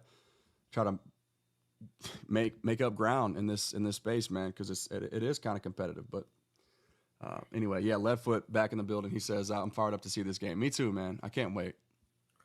Real quick, is there a way for me to seamlessly transition that and take it off of subscriber mode? Do you know? From StreamYard, or do I need to go into YouTube to do that? It would be a YouTube thing. Okay. You go to your live settings and stuff. Cool. Man, also, I am excited for this game, though. Me too. Ask your question. Go ahead. That right there. That's it. What's on the screen? That guy, I think we see a healthy dose of, because, he touched the ball. They ran Wildcat with him, one time last week? Yeah. I think Clint Kubiak, there was a little bit of gamesmanship going on and reserving some of the stuff as far as not announcing what he's going to, or the way that he's going to deploy Taysom Hill this year. Yeah, I this think this dude's gonna be a problem. That's why I was ready to just stand up on that table when we were drafting, bro. Hunter he sniped me. He took Taysom Hill about, I think, 3 picks before I was getting ready to, man. And I wanted to cry so bad because I was like, man, this is gonna make my team I wanted him. But it's a great pick by you, man, and I think you're going to see that validate itself. But if you're looking to trade him right now after the bust of week 1, then go ahead and send him my way. I'm looking to trade Tyreek is who I'm looking to trade. Ooh. The one part of this game that I just love is there is a chance that the Saints' hope gets crushed because that is. Imagine you're a new coordinator. You got a coach on the hot seat, and the first game on the schedule says Carolina at home. That's some hopium. You know how happy they were. They were watching film, just giggling like, "Oh my god, we're gonna put out 15% of this playbook." I might even draw a play up like a basketball coach on the sideline and see if it works. I mean. Yeah. Every play that's popped up on the screen that isn't an incompletion is going 5 to 7 yards. Yeah. I'm not even kidding. Cutting every through play, like butter, man. She's going 5 to 7. Yeah. And I also wanted to make it clear. So I've touched on like the running game part. Let's run this play back real quick so I can explain this. Okay. Actually, right here. So look, there's no motion here in this particular running play. Is that paused on your screen, Hunter? Yeah. So look, they're showing this is right here. If we're being technical, this is 22 personnel, 2 tight ends, 2 running backs in the backfield alongside Derek Carr. Okay, 22 personnel. But just watch the varying levels of misdirection. So if there's no pre-snap motion, this is one of those easy buttons I'm talking about in the running game, y'all. Very, very different. This is a pistol look, 22 personnel with 2 tight ends and 2 running backs. That causes chaos. It's one of those condensed formations that we touched on. This is a formation that you'll see Brock Purdy, Christian McCaffrey, and Kyle Juszczyk, the Kyle Shanahan tree over there in San Fran out west, the North Star of the NFC, if we're being real. Those guys are this is what they do, man. This is Shanahan tree things right here. Okay, you don't have to necessarily motion at the snap in the running game to be different and to have an advantage. You could do what the Saints do right here. Just watch all the different misdirection that's happening. So that's a give, right? And you pretty much got your entire offensive line, including, one more time, including your tight ends. Everybody's crashing. It's run block right. Okay, but coming back the opposite direction, it's eye candy holding off that backside edge. Or in this case, I guess it'd be 25 here, whoever that corner is, left side of your screen. Okay, so 21 in the backfield. That's Jamal Williams, yes, Hunter? Mm-hmm. Okay. There's a speed option pitch. That's what I saw. Built into this run play here. So everybody who has outside leverage, which would be, I can't tell if that's number 95, who's basically in line on the line of scrimmage for Carolina, and then they've got that looks like that nickel corner. I'm unfamiliar with their personnel, so forgive that, please. Everybody is. Don't worry. Everybody in this chat is too. The whole that's NFL the JV is. Team that's about to get anybody outside of Carolina is unfamiliar with their personnel, my boy. It's okay. Oh man. Okay. So anyway, just look. I mean, watch this play. This is so fun here. And they actually played that well. Taysom's just 230 pounds, man, and he's taking him for a ride. Oh, wait. Is 2'5" Xavier Woods? Actually might be. I think it is Xavier Woods. Yes, yeah. Yep. Good call there. Yeah, so that's a veteran player. Once again, he knows what he's doing in the run game. It's well played, but he's 40 pounds lighter than Taysom Hill is. So it's creating advantages, mismatches, because you got 2 tight ends and 2 running backs on the field. Guess what? One of your corners is going to be outweighed, period. At least one. And if you see it, Derek Carr's kind of pissed off he didn't keep it. Yeah. After the play, he's like, oh, my God. Yep. He may have had a touchdown. I want to look at it from this sideline view and what you're saying. I think you're right. Oh, he was clapping. Okay. Yeah. So either way, though, but yeah, I mean, if they're not disciplined, with their leverage there, containing the edge basically, then it's 2-on-1. Derek Carr and Jamal Williams versus whoever is the last remaining defender of that secondary to the weak side. And good luck to you, you know. But once again, look at that. Motion at the snap. Taysom Hill coming all the way across the formation. Derek Carr under center. Now, why'd you have to replay that one? Yeah, you can run. That hurt my fantasy soul. Look at this. This is so impressive, man. This is a dream come true if you're a Cowboys fan that just is desperate to see them get creative, be different, be better running the football. This is different. And that's what I mean by hope as well. You're implementing a new system with a quarterback coming off a year where, I mean, let's just be frank, people are looking at him as if he didn't belong in the league anymore. Yep. And then I don't care if it's the Panthers, man. If you're in that locker room, you don't give a damn who it was. I'm editing myself for your podcast, by the way. I'm doing good. I'm in SFW, to say the least. No, I appreciate. Hey, seriously, be you, but I do appreciate that. I have to. I understand. Yeah. I understand where I'm at. So good feel. We love good feel. Yeah, and as much as I despise and hate, the word hate is strong, and I mean it. Hate the Saints. If I'm a fan of this team, it's just like when I saw Baker last year. I am ecstatic after week 1. You just got to see if you can continue this. And mostly with it is a real thing, guys. This isn't some cliche stuff. How do we know the Panthers expected all this from the Saints? Yeah. All this motion, all the weird formations. Obviously, it's game 1. You can't game plan for everything, but there are consistencies within certain teams and their identities, to say the least.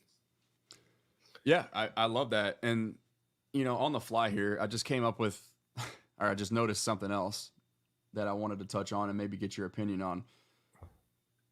Perhaps this is the difference between Derek Carr and Dak Prescott. And once again, 1 game sample, I don't know yet. But look at this. Watch this read after this play, okay?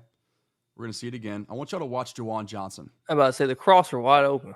Yeah, I mean, it's basically a little touch pass over the top to the corner. Yeah, it's a little over route kind of. I don't know if that's a post or what, but he just finds green grass and it's like a little skinny post. Dak Prescott is not afraid to throw the football over the middle of the field. Thread that seam ball. You know, they play that quarters coverage or the too high. Like he'll fit it over the linebacker and underneath that safety to hit Jake Ferguson. How many times have we seen that? Countless times. Mm-hmm. But perhaps this is the difference between Derek Carr. I don't know yet. Once again, this is speculation. I haven't dissected every single snap of their play. Forgive me for not wanting to watch as much Panthers film as I probably should have to prepare for this podcast. But so you know that's a wide open. That's a touchdown. So is this a predetermined read? Are they just working on something very specific here? I don't know what the reason why, but he doesn't even really acknowledge Juwan Johnson. But that's an easy pickup, that easy pitch and catch, and he might have scored. Look at that. I mean, that's green grass right there. Depending on the point in the game, to be honest. Yeah, this is early, so this is still. Yeah, if the Panthers are dancing, it's early. If the Panthers are dancing, it was early, my friend. Yeah, Jesus, that's exactly right. I was about to say, because if it's later in that game, 3rd, 4th quarter, that could just be. I'm arrogant right now. I'm tossing that up. Yeah, I could see that too. Yeah, I don't think that's the case here, but man, you know, just kind of putting a bow on this thing, dude. It's this is going to be a test, a real test for this defense. The Cowboys by no means are out of the woods yet as far as what we expect them to be in the run department. But once again, I saw enough last week to know, just especially from the men up front and in the middle, that, and also Diggy Zula, by the way, if he can put together a back half of the season that matches anywhere remotely replicates the first 8 to 10 games that he has put on tape every year of his career so far. I think this is year 4 for him now. That's an all-pro caliber dude, okay? Maybe this is the year that he finally kind of breaks through and can figure out, you know, get his grown man body to withstand the 17-game slate and beyond, right? Maybe 20 games this year, or 19 if Cowboys fans get their wish, but probably not given the history the last 30 years in a row. But, yeah, man, you know, anyway. loved what I saw from the physicality of our secondary, the tackling, the keying, and just triggering and getting downhill. Jordan Lewis, I put that on. It got like 300,000 plays, and I probably watched it for a good 1,000 of those. Just watching that dude get downhill and say, I want it worse than you do. After really, if we're being honest, this team counted him out last year, right? They left him for dead. He was odd man out when they brought in Stephon Gilmore. DaRon Bland gets kicked back inside of the slot. You got your two, you've got your former, basically defensive player of the year, Stephon Gilmore, led the league in interceptions like 5 years ago. Highly respected veteran in this league. And then you got Trey Diggs on the outside and then DaRon Bland. Well, Jordan Lewis is over there like, hey, what about me, guys? Chip on his shoulder now. I call it a Texas-sized chip on his shoulder, and he played with that. By all accounts, by every report, anybody that was on site in Oxnard, that was the most physical, the toughest matchup for anybody in the entire training camp preseason, OTAs, minicamp, training camp. Jordan Lewis was dog mentality, getting after everyone. And I heard Brian brought us to the point to where somebody said, hey, if we bring Stephon Gilmore back, do we kick DaRon Bland back inside to the slot? And Broadus emphatically stated, no. He's like, no, sir. That is Jordan Lewis's position, and nobody is displacing him from that role. Unless the only thing keeping him from playing and manning that position is injury. So, yeah, but just the physicality, man. And then I'm even seeing, like, I wrote down 3 times in my notebook when I'm taking notes live during the game last week. Number 7, Trayvon Diggs, for those who are unfamiliar. A willing thumper in the running game? Question mark. That wasn't his mentality under DQ. Right? That was a giant asterisk next to people willing to dub him or willing or like on the fence about considering him as an all-pro caliber player. Are you one-dimensional? Or can you do both? Can you play in the box? Can you shed blocks and make tackles? Can you keep outside contain and outside leverage? And by all accounts, Kalen Carson, Trayvon Diggs, Jordan Lewis, an emphatic yes. That was very encouraging for me, okay? The ability. I'm going to try to find this clip, and then I'm going to hand you the mic and let you talk to buy some time while I keep this playing on the background so people can so they can stay stimulated. Yeah, but kind of what this is all about. Yeah, for sure, man. I'm actually I'm gathering more intel here as I sit and watch. I'm trying to anyway. Yeah. But DeMarvion Overshown, I watched him come from the weak side linebacker spot, the will, pulling guard. It's a running play. Guard pulls to the play side, which is, it was a counter play, okay? A lead counter. Not only does DeMarvion Overshown instantly diagnose it and track it, beat him to the spot, you see him meet a pulling guard who outweighs him by probably 100 pounds or more, hold his ground, maintain outside leverage, shed the block, and make the tackle. Second-year player, but that's a rookie on the field doing that. This team did not have anybody that did that a year ago. Leighton Vander Esch was willing, but half the time, I swear, I'm looking at the film and I'm thinking this is a player that's protecting his neck. And it turns out that was the case. He knew he could diagnose it, but he wasn't always willing to feel it because he was protecting himself, his body protecting himself. There was a subconscious limitation. But man, it's just super encouraging. And then, another point that I've been trying to reemphasize and bring to light, when a 30-year veteran, Mike Zimmer, comes in and within 3 days of OTAs, he's talking about a rookie. Because once again, there's skins in the game. Like, there's levels to this league, right? You got to earn your stripes before you get any sort of credit. Especially if the guys with the old school mentality like Mike Zimmer, right? Hard-nosed dude. You get that dude, a hard-nosed coach like Mike with 30 years in this league, going to the media and labeling a rookie and OTAs. This isn't even training camp, y'all. This is OTAs. He calls Maris Lufau, rookie 3rd-round pick out of Notre Dame, linebacker. He looks like Troy Polamalu for those who are unfamiliar. Just find the guy that looks like Troy, a skinnier Troy, and you'll find Marist. He said that Marist Liufau was, quote, brilliant. A brilliant player. And that shouldn't surprise most people, you know, a premium pick spent on a player from Notre Dame. You know, those guys, they're well coached. They're smart football players, traditionally speaking, okay?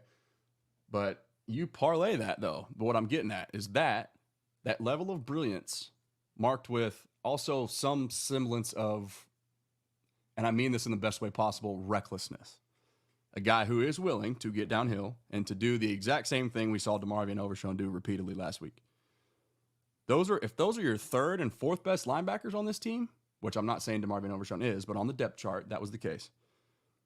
You're doing something right, okay? And you've transformed overnight, really over offseason, if we're being technical, your entire linebacker room to the point to where it's a question mark now. If it's not number one, it's in the case for number one, or it's tied for number one with the deepest position room on your roster with the secondary, of course.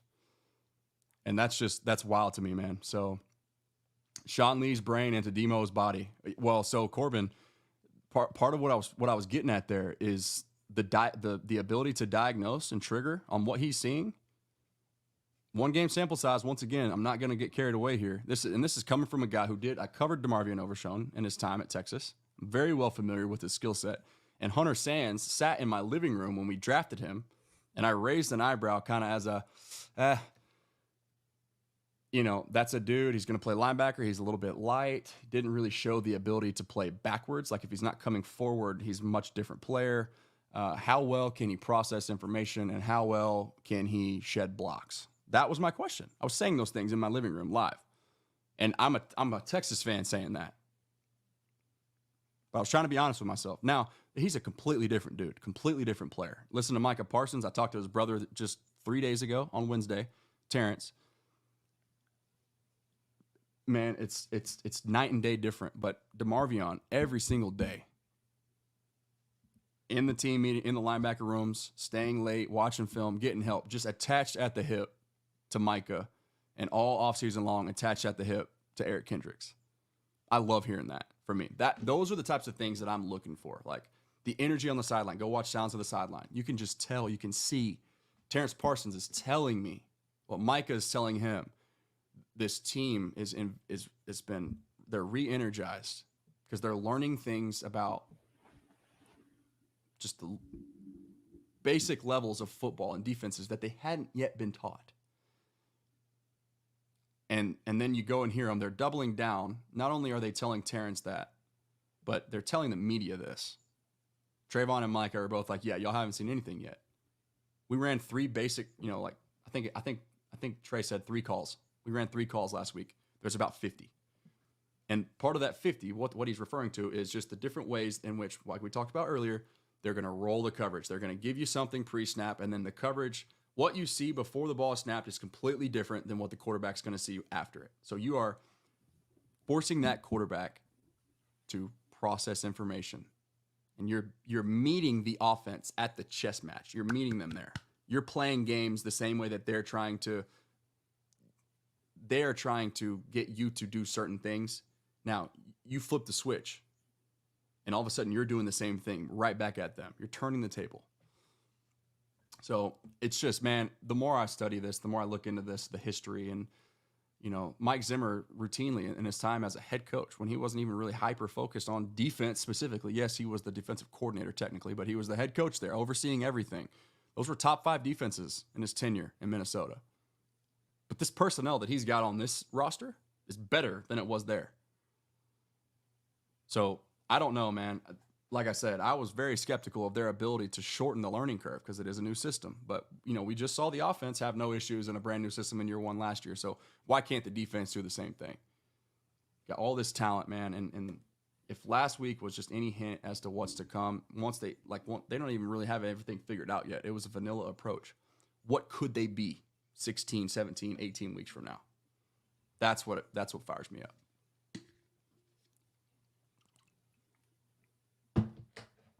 So, man, I don't know if I have anything else. Never forget Zimmer knows linebackers. He was the Dat Win truther Yep. I can't stand to watch Bryce Young highlights anymore. It's so sad. Oh, the Mike Zimmer talent actually at the Vikings. Solid. It's, if you think about it, and it could have been scheme related as well.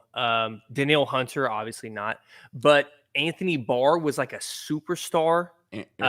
Xavier Rhodes, Terrence I believe Newman. that was prime Xavier Rhodes. Late. Everson Griffin. Yep. And then I think they had Harrison Smith still there. That's wow. That's a team, boy. God dang. Yep, it is. But when you go hat for hat, just across the board, and most of that is. I still agree with you, by the way. Yeah. No, I know. But what I'm just saying is, like, you've got two guys that lead the league in takeaways since 2022 on the same team. You've got a guy that's in his own quadrant in terms of double team rate and double team win percentage in Micah Parsons. And y'all are so jaded by that. The turnovers, like the documentary of Surviving Brandon Carr, the lifelong stat of he hasn't got a pick since Thanksgiving on some random year was crazy. Like, y'all never forced turnovers. Yeah. Through my whole teenage years, I was like, damn, they have to pray for a 3 and out. Literally. They legit do not. They will not make somebody throw a pick. Yep. Nothing. Literally. Yeah. I mean, you're making a Tony Romo stands day by saying that right now, because but it's true. Yeah. It really is true.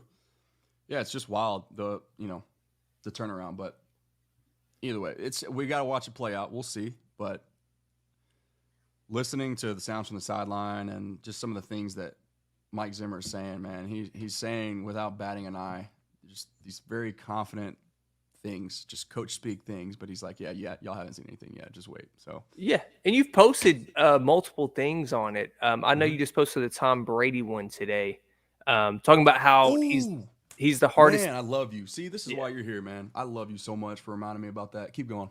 The two greatest quarterbacks I've ever seen in my life, other than Patrick Mahomes, have had issues with him, and then you add in Drew Brees talking about it. They basically say he gives you the same look 90% of the game, and you will see 12 different coverages. Awful. Who's blitzing? They're like, sometimes Tom said he sometimes was guessing at the line of scrimmage for like once in his. He's just like, all right, we're gonna try this, see what happens. And obviously, A-Rod, it was recorded through history. When that kind of saved his job a lot of years. Those 8-8 years he was having with the Vikings, the success was, well, Aaron Rodgers didn't throw for 350 on us. He was kind of in lockdown. Like, that's really what it was. Yeah, we held him to under 400. It was yeah.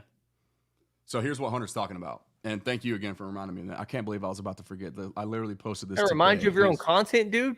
You put out too much, man. You're working too hard. Man, I seriously do. I've never needed sleep worse than I do right now, but that's a different discussion. Had some pretty interesting thoughts. Here we go. Nope, that's not the one. On Mike Zimmer's defense. Check this out. Soon to be Saints Hall of Fame quarterback Drew Brees had some pretty interesting thoughts on Mike Zimmer's defense. Check this out.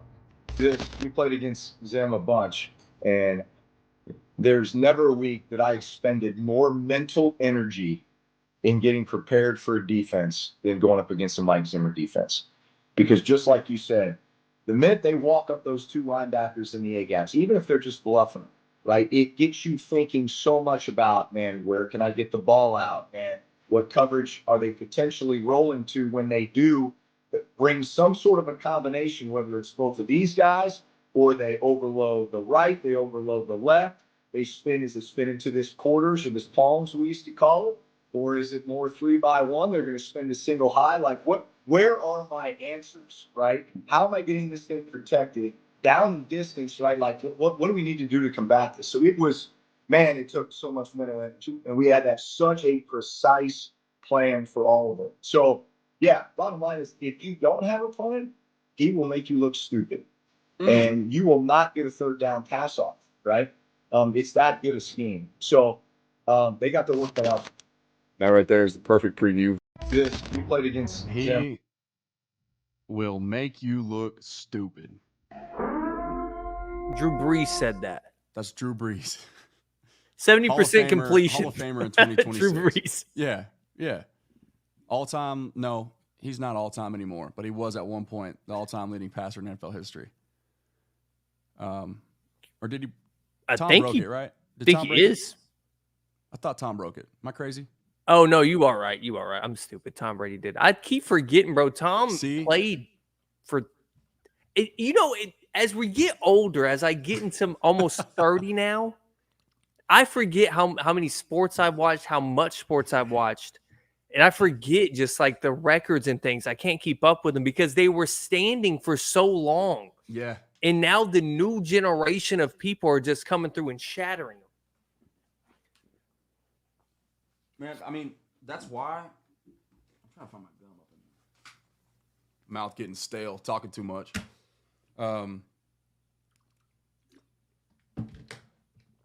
That's why teams get, like, people turn on players like the great ones later in their careers because, like you said, we just get so conditioned to it and tired of it.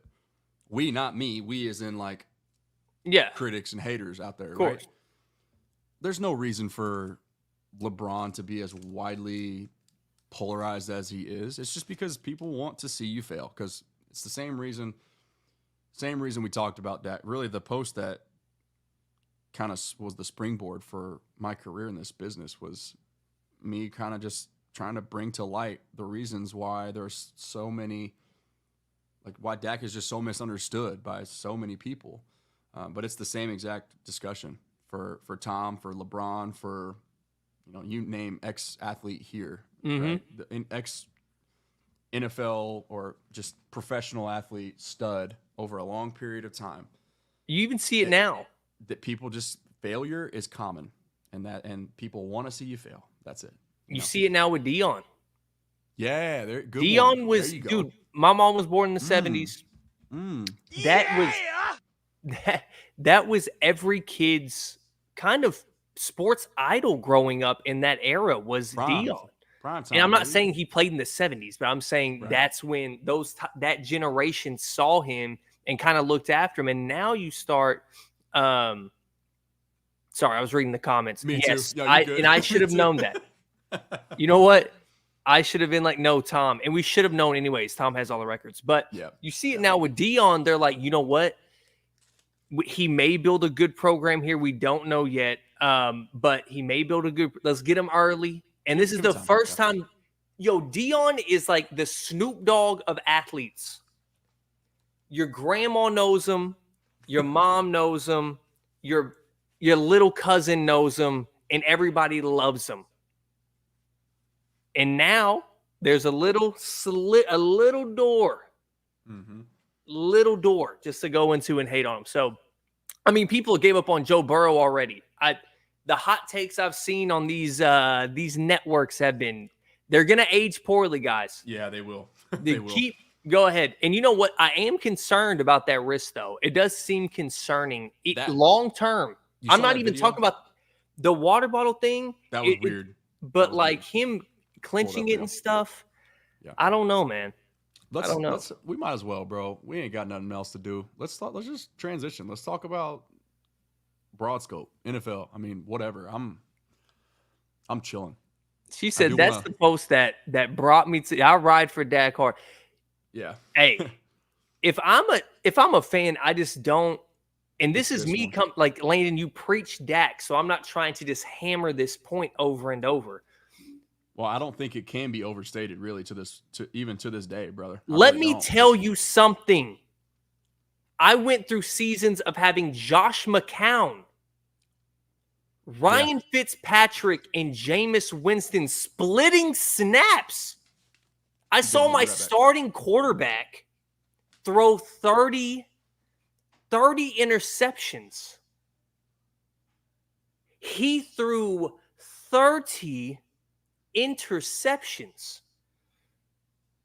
And y'all are complaining about a guy who any year of his career can lead the league in touchdown passes. Throw for 4,000, 4,500 yards. Goodness gracious. You ungrateful people. I'm being nice because of Lando. Being nice because of Lando. I know where he's at. He's taking care of that kiddo. And you know what, guys? I am comfortable being live by myself right now. Look at him. He knows. I'll sit here and take over the show. We can switch over to my turn. I was telling him. I told him I'm not here if it ain't for you. So yeah. Well, listen. I inspired many people to do their creative processes, and I'm not tooting my own horn. I don't do that, but I inspired a lot of people where we're from to actually go out, grow some balls, and try something. You just happen to work harder than everybody I know at everything you've done. So that's the result of that. So that's okay. Yeah! I was telling them they're ungrateful. I saw Jameis throw 30 picks in a season, man. Oh, dude. And the way the season ended, guys, he threw a walk-off pick 6 to go 8-8. If we would have won the game, we probably make the playoffs. Yep. I forgot about that. And that's also crazy, too, because Tom did the same thing. Wasn't his last pass as a New England Patriot? Was yes, Tennessee Titans game, yep. That's how grossly, like you mentioned the parity in this sport earlier. That tells you all you need to know right there. The greatest quarterback of all time. His last attempt as a New England Patriot was a pick 6. Yeah, and I think that's some things that people just don't talk about with Mahomes. People don't realize, bro, Tom Brady went a decade without winning a Super Bowl. Man, wild. I mean, Peyton Manning, it's kind of been brought to light here lately because Jeff Saturday. Right, that and then a couple other reasons. But, Peyton Manning didn't get to a Super Bowl until he was in year 8. Yeah. And people, what did he have? 29 interceptions his rookie season or something crazy like that. Mm-hmm. But, that's the one position where you eventually get to the point to where you've seen enough football that you can't be fooled. And that's why the drop-off in terms of performance and age happens way later at the quarterback position than it does in any other. Exactly. I got people in my comments right now telling me to stop defending. They're acting like I'm just out there like, Bryce Young, man. No, I just said I have sympathy for the kid. It's awful. He's lost all his confidence. Yeah. This dude hit me with, I don't want to hear that BS. He was supposed to be pro ready when he came in the league. Guess what? So was Caleb Williams. And I know it's 1 week. I'm going off this guy's analysis, not mine. Yeah. He didn't throw for 100 yards. Yeah. What was it? And guess what? Their roster's so good, they won the game. Yeah. Yeah. I mean, what are we talking about? Who you're surrounded by matters, man. Ask Patrick Mahomes. Yeah. It can make or break, or springboard or snap through your career where you go. It's very important. So shout out Baker. Yeah, absolutely. Look, is this his 4th team now? Fourth team, right? If I'm counting Browns, Cleveland, LA, Panthers, Carolina, and now Tampa. Yep. Yeah. Team number 4. Wow. Good for him, man. That's the moxie that was the reason why John Dorsey, that was the kicker and the number 1 overall quarterback selection process back when he was originally drafted. It was his ability to galvanize a locker room and just to want it and to will it more than anybody else was willing to, So I'm happy for him, man. He really is a fun player to watch, dude. You know what's interesting about him? And I really this isn't a quote-unquote hot take, but I think it is. You know how that tag follows you around, that number 1 pick Chase Young still has a job in the NFL. Chase Young and Sam Bradford, I'm not comparing Chase Young to Sam Bradford. What I'm saying is those are the guys that came to mind. Sam Bradford got a check for how long? Because of he's the highest graded guy coming out of college since Peyton Manning. Being the 1 pick. Baker Mayfield may have been the first 1 pick to maybe have his career end before, without injury, without anything like that. He may have not gotten a call until somebody lost 2 quarterbacks. He may have been one of the first ones. And now look at him. It's directly to your point from a minute ago. Who you're surrounded by matters. Right? Yep. And he went to a franchise that was desperate as any team in any professional sport has ever been to solve one particular position. Absolutely desperate for it. And he has the weight of the entire city of Cleveland on his shoulders, surrounded by an organization that at that time had no idea what they were doing. Yeah. So I mean, Hugh Jackson was their head coach 7-8 years later, and yeah, I mean he's leading teams to the playoffs. He's winning playoff games. Crazy. Honestly, should have won 2 last year, probably, huh? Could have. Yeah. Wait, against the Lions, Lions, the divisional, right? Yeah. Yeah. We were 1 drive away. Yeah, that's right. Unfortunate. Hell of a comeback, though. Real quick before we bounce, did you happen to catch this? Wait, it's not showing. Man, StreamYard's bugging. I think we've probably been on here a little bit too long, but that's okay. It's Friday night, man. We're having a time. Ain't nothing else to do, man, but talk sports. Yeah, that's it, man. Spitting sports. I'm indulging into Cowboys content tonight on a Friday night more than I otherwise would, or especially did last weekend before the Texas and Michigan matchup when Texas absolutely beat the brakes off the defending national champions. That score also, while we're here, for the record, should have and could have been a lot worse had Sark not had the fortitude or the foresight, I guess, to kind of reel things in a little bit and save a lot of what he's got coming for the SEC here in the near future. But yeah, them horns, man. One more time for them.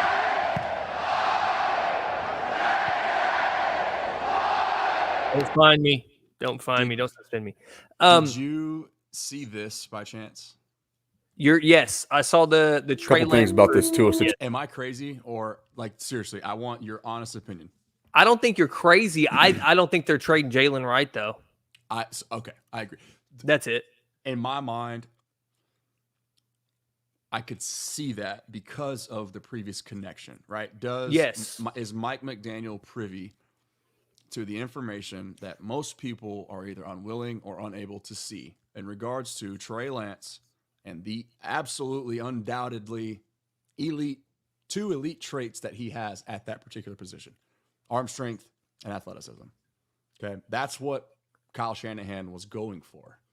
That, like, I'm biased because I've been advocating on behalf of Trey Lance that predates his time in Dallas. So yes, I am biased, unlike most, and probably unnecessarily so. Okay, maybe to a fault. We'll see. But Kyle Shanahan saw the undeniable arm strength. Like, we're literally talking Josh Allen levels of arm strength here. Like, and that's not hyperbole whatsoever. And that sounds nuts. That sounds nuts when he's a backup quarterback. But that is his third string. That actually. was I'm about to say that's his profile coming out in the draft is kind of a Josh Allen build. Kind of a he can run everywhere on the field, chunk that damn thing 70 yards if he needs to. Yep. He's a 20 pounds lighter version of Anthony Richardson. Yeah. That's the comp. That's a good comp. That's the comp. I mean, because of their inexperience. What was the stat? Anthony Richardson has started 13 games since he was a senior in high school? Yes. At quarterback, 13 games. Yeah. Yeah, so I told everybody kind of lay low with him. Look at that. That's exactly right. There you go. Yeah. Thank you for that added context. I appreciate that. That's true. Yeah, I like that Kyle Shanahan saw RG3 with a stronger arm. What he means by that is because Kyle was OC. Yes. His rookie year when he was. For his dad. Yes. Yeah. So. Also, Mike McDaniel and Shanahan kind of do this. Mm-hmm. They like guys who are familiar with their system on their team. I know that sounds dumb. Right. No, that is so real. That is real. Like, he brings in Raheem Mostert when he's in his 30s at running back. He brings in Jeff Wilson, who I don't know if he hasn't been off crutches for 4 years, but he brings him in. And then he gets Devon Chain at the back end. Like, all right, we're going to have this dude come in, explosive runner with the vets that know the system. They'll teach him. He'll come in. That's what they did with Jalen Wright this year. Again, they just re-up. They just re-up on them running backs. Go look at that San Fran depth chart before the season starts. There is legit 6 running backs, 5 to 6 running backs on the depth chart, and then they cut them all. But I actually think, and once again, guys in their system, Trey Lance, a guy in the system. So I think that is quite a possibility because I would have to go do some research. Obviously, I didn't attack it hard. I was giving Tua a day before I post the how does this affect fantasy, right? I was giving Tua a day out of respect. I'm not saying you were disrespectful here either. I'm saying just for me, fantasy-wise, I'm like, all right, cool. I would have to do some research on the free agent market. If anything's out there, I highly doubt there is, or a backup quarterback that the Dolphins would be interested in to fit something. I wouldn't even say it's that complex when it comes to the passing game. I would say the concepts from a scheme perspective are hard, but the timing throws, I'm not saying it takes no skill. I'm saying you can adapt that and get throws and timing where the quarterback is just efficient at those things and adapt the game plan to him like Mike McDaniel would do. He almost beat the Bills in the playoffs with Skylar Thompson. Right.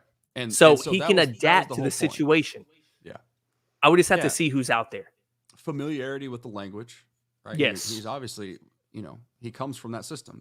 Like Mike McDaniel was on the staff that drafted him. He was the OC. Yeah. In San Fran. But like, to your point, it's I guess my whole underlying sentiment that kind of put a bow on the thought process, like drawing those parallels, was the value of the position given the surrounding talent, the skill positions, and with a healthy Teron Armstead, the guys they got up front, which is still a downgrade probably from a year ago. They lost a lot up there, but it's, if you see even marginal improvement or upgrade to Trey Lance from whatever else is available, including the men that are currently on your roster. Skylar Thompson is, I don't know who was QB3 on their system before the injury yesterday, but if he's even, I don't want to say marginal, because that marginal probably wouldn't be enough to part ways with your highly touted and rookie third-round draft pick, Jalen Wright. But if it's, let's just say if it's, let's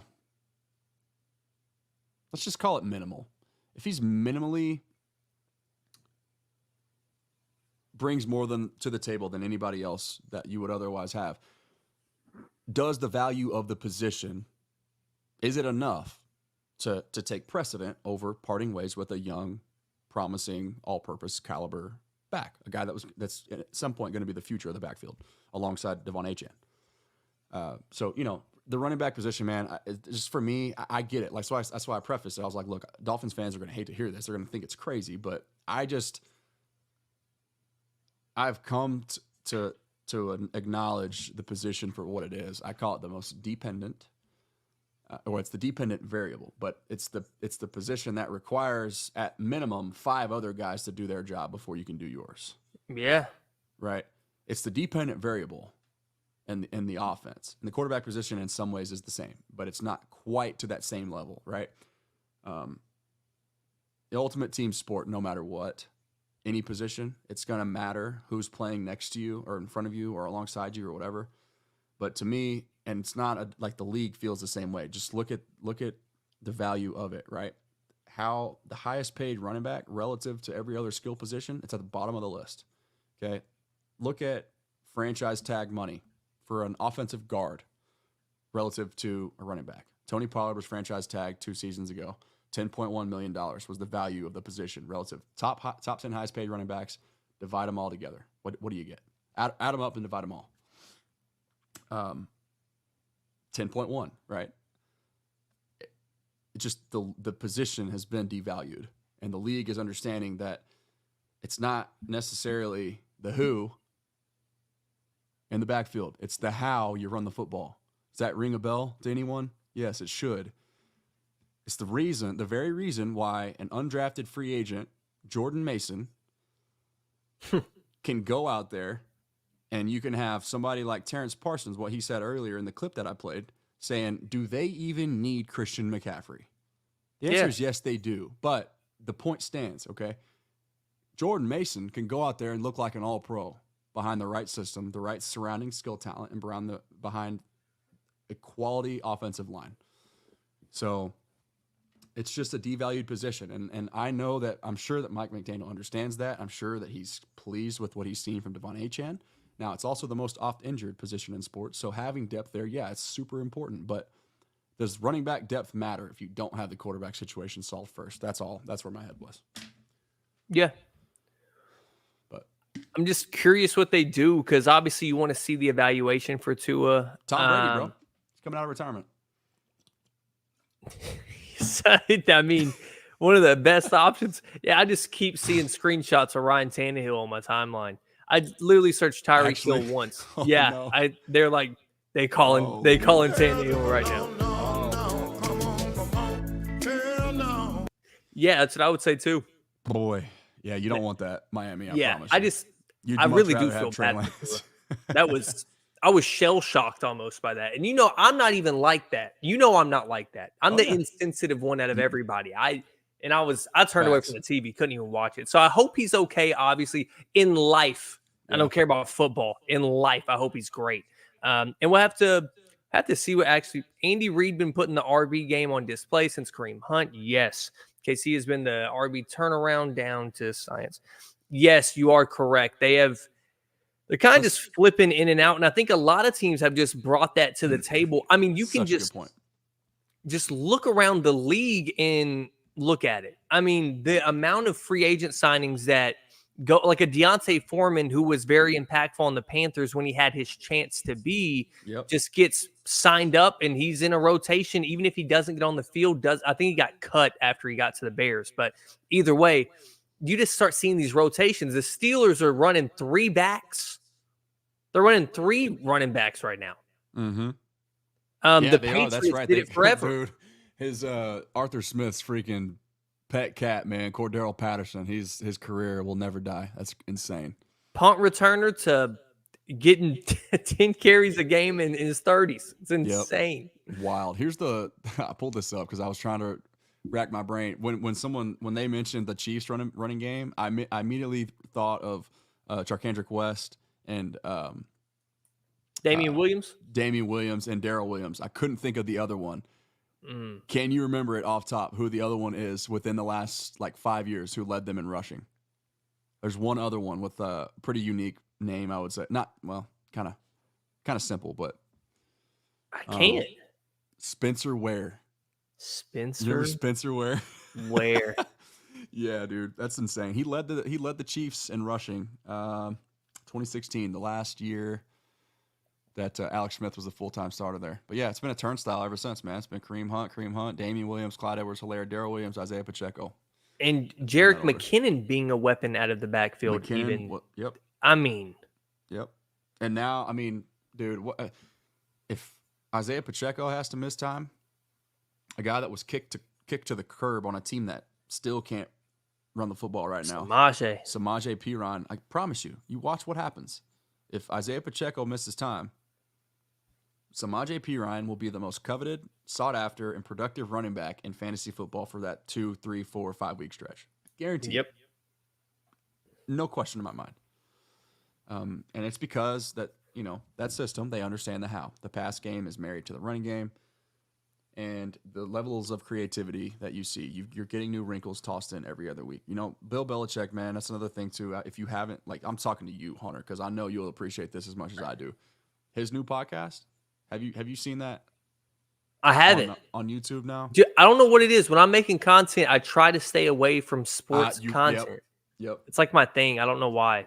No, you do, and I respect that, honestly, because you keep your opinions are your own. You don't let anybody sway that. And that's one of the reasons why I respect your approach to that so much. But man, just this is I mean, I'm talking access to information that modern sports media has yet to see, dude. This is incredible stuff. And Matt Patricia is super well spoken. I know he's got not the best reputation as far as being a head coach in the league, but dude, that's a guy that's been around, seen, coached, and learned a lot of football, man. One of the disciples of Belichick himself, but they flow so well, and you really get to see the craziest thing about this whole thing is, and I'll send you a link. You can just check it out and let me know. Yeah, I'll listen to it. I promise you, anybody listening right now, you go turn on that podcast, you're gonna learn something, and you'll be fascinated. But they really do. They do a good job of keeping it simple, but.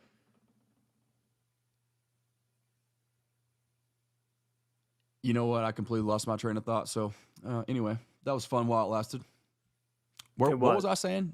We were talking about running backs and splitting carries and just. It had something to do with the podcast, the Bill Belichick thing. But okay. Oh, I know.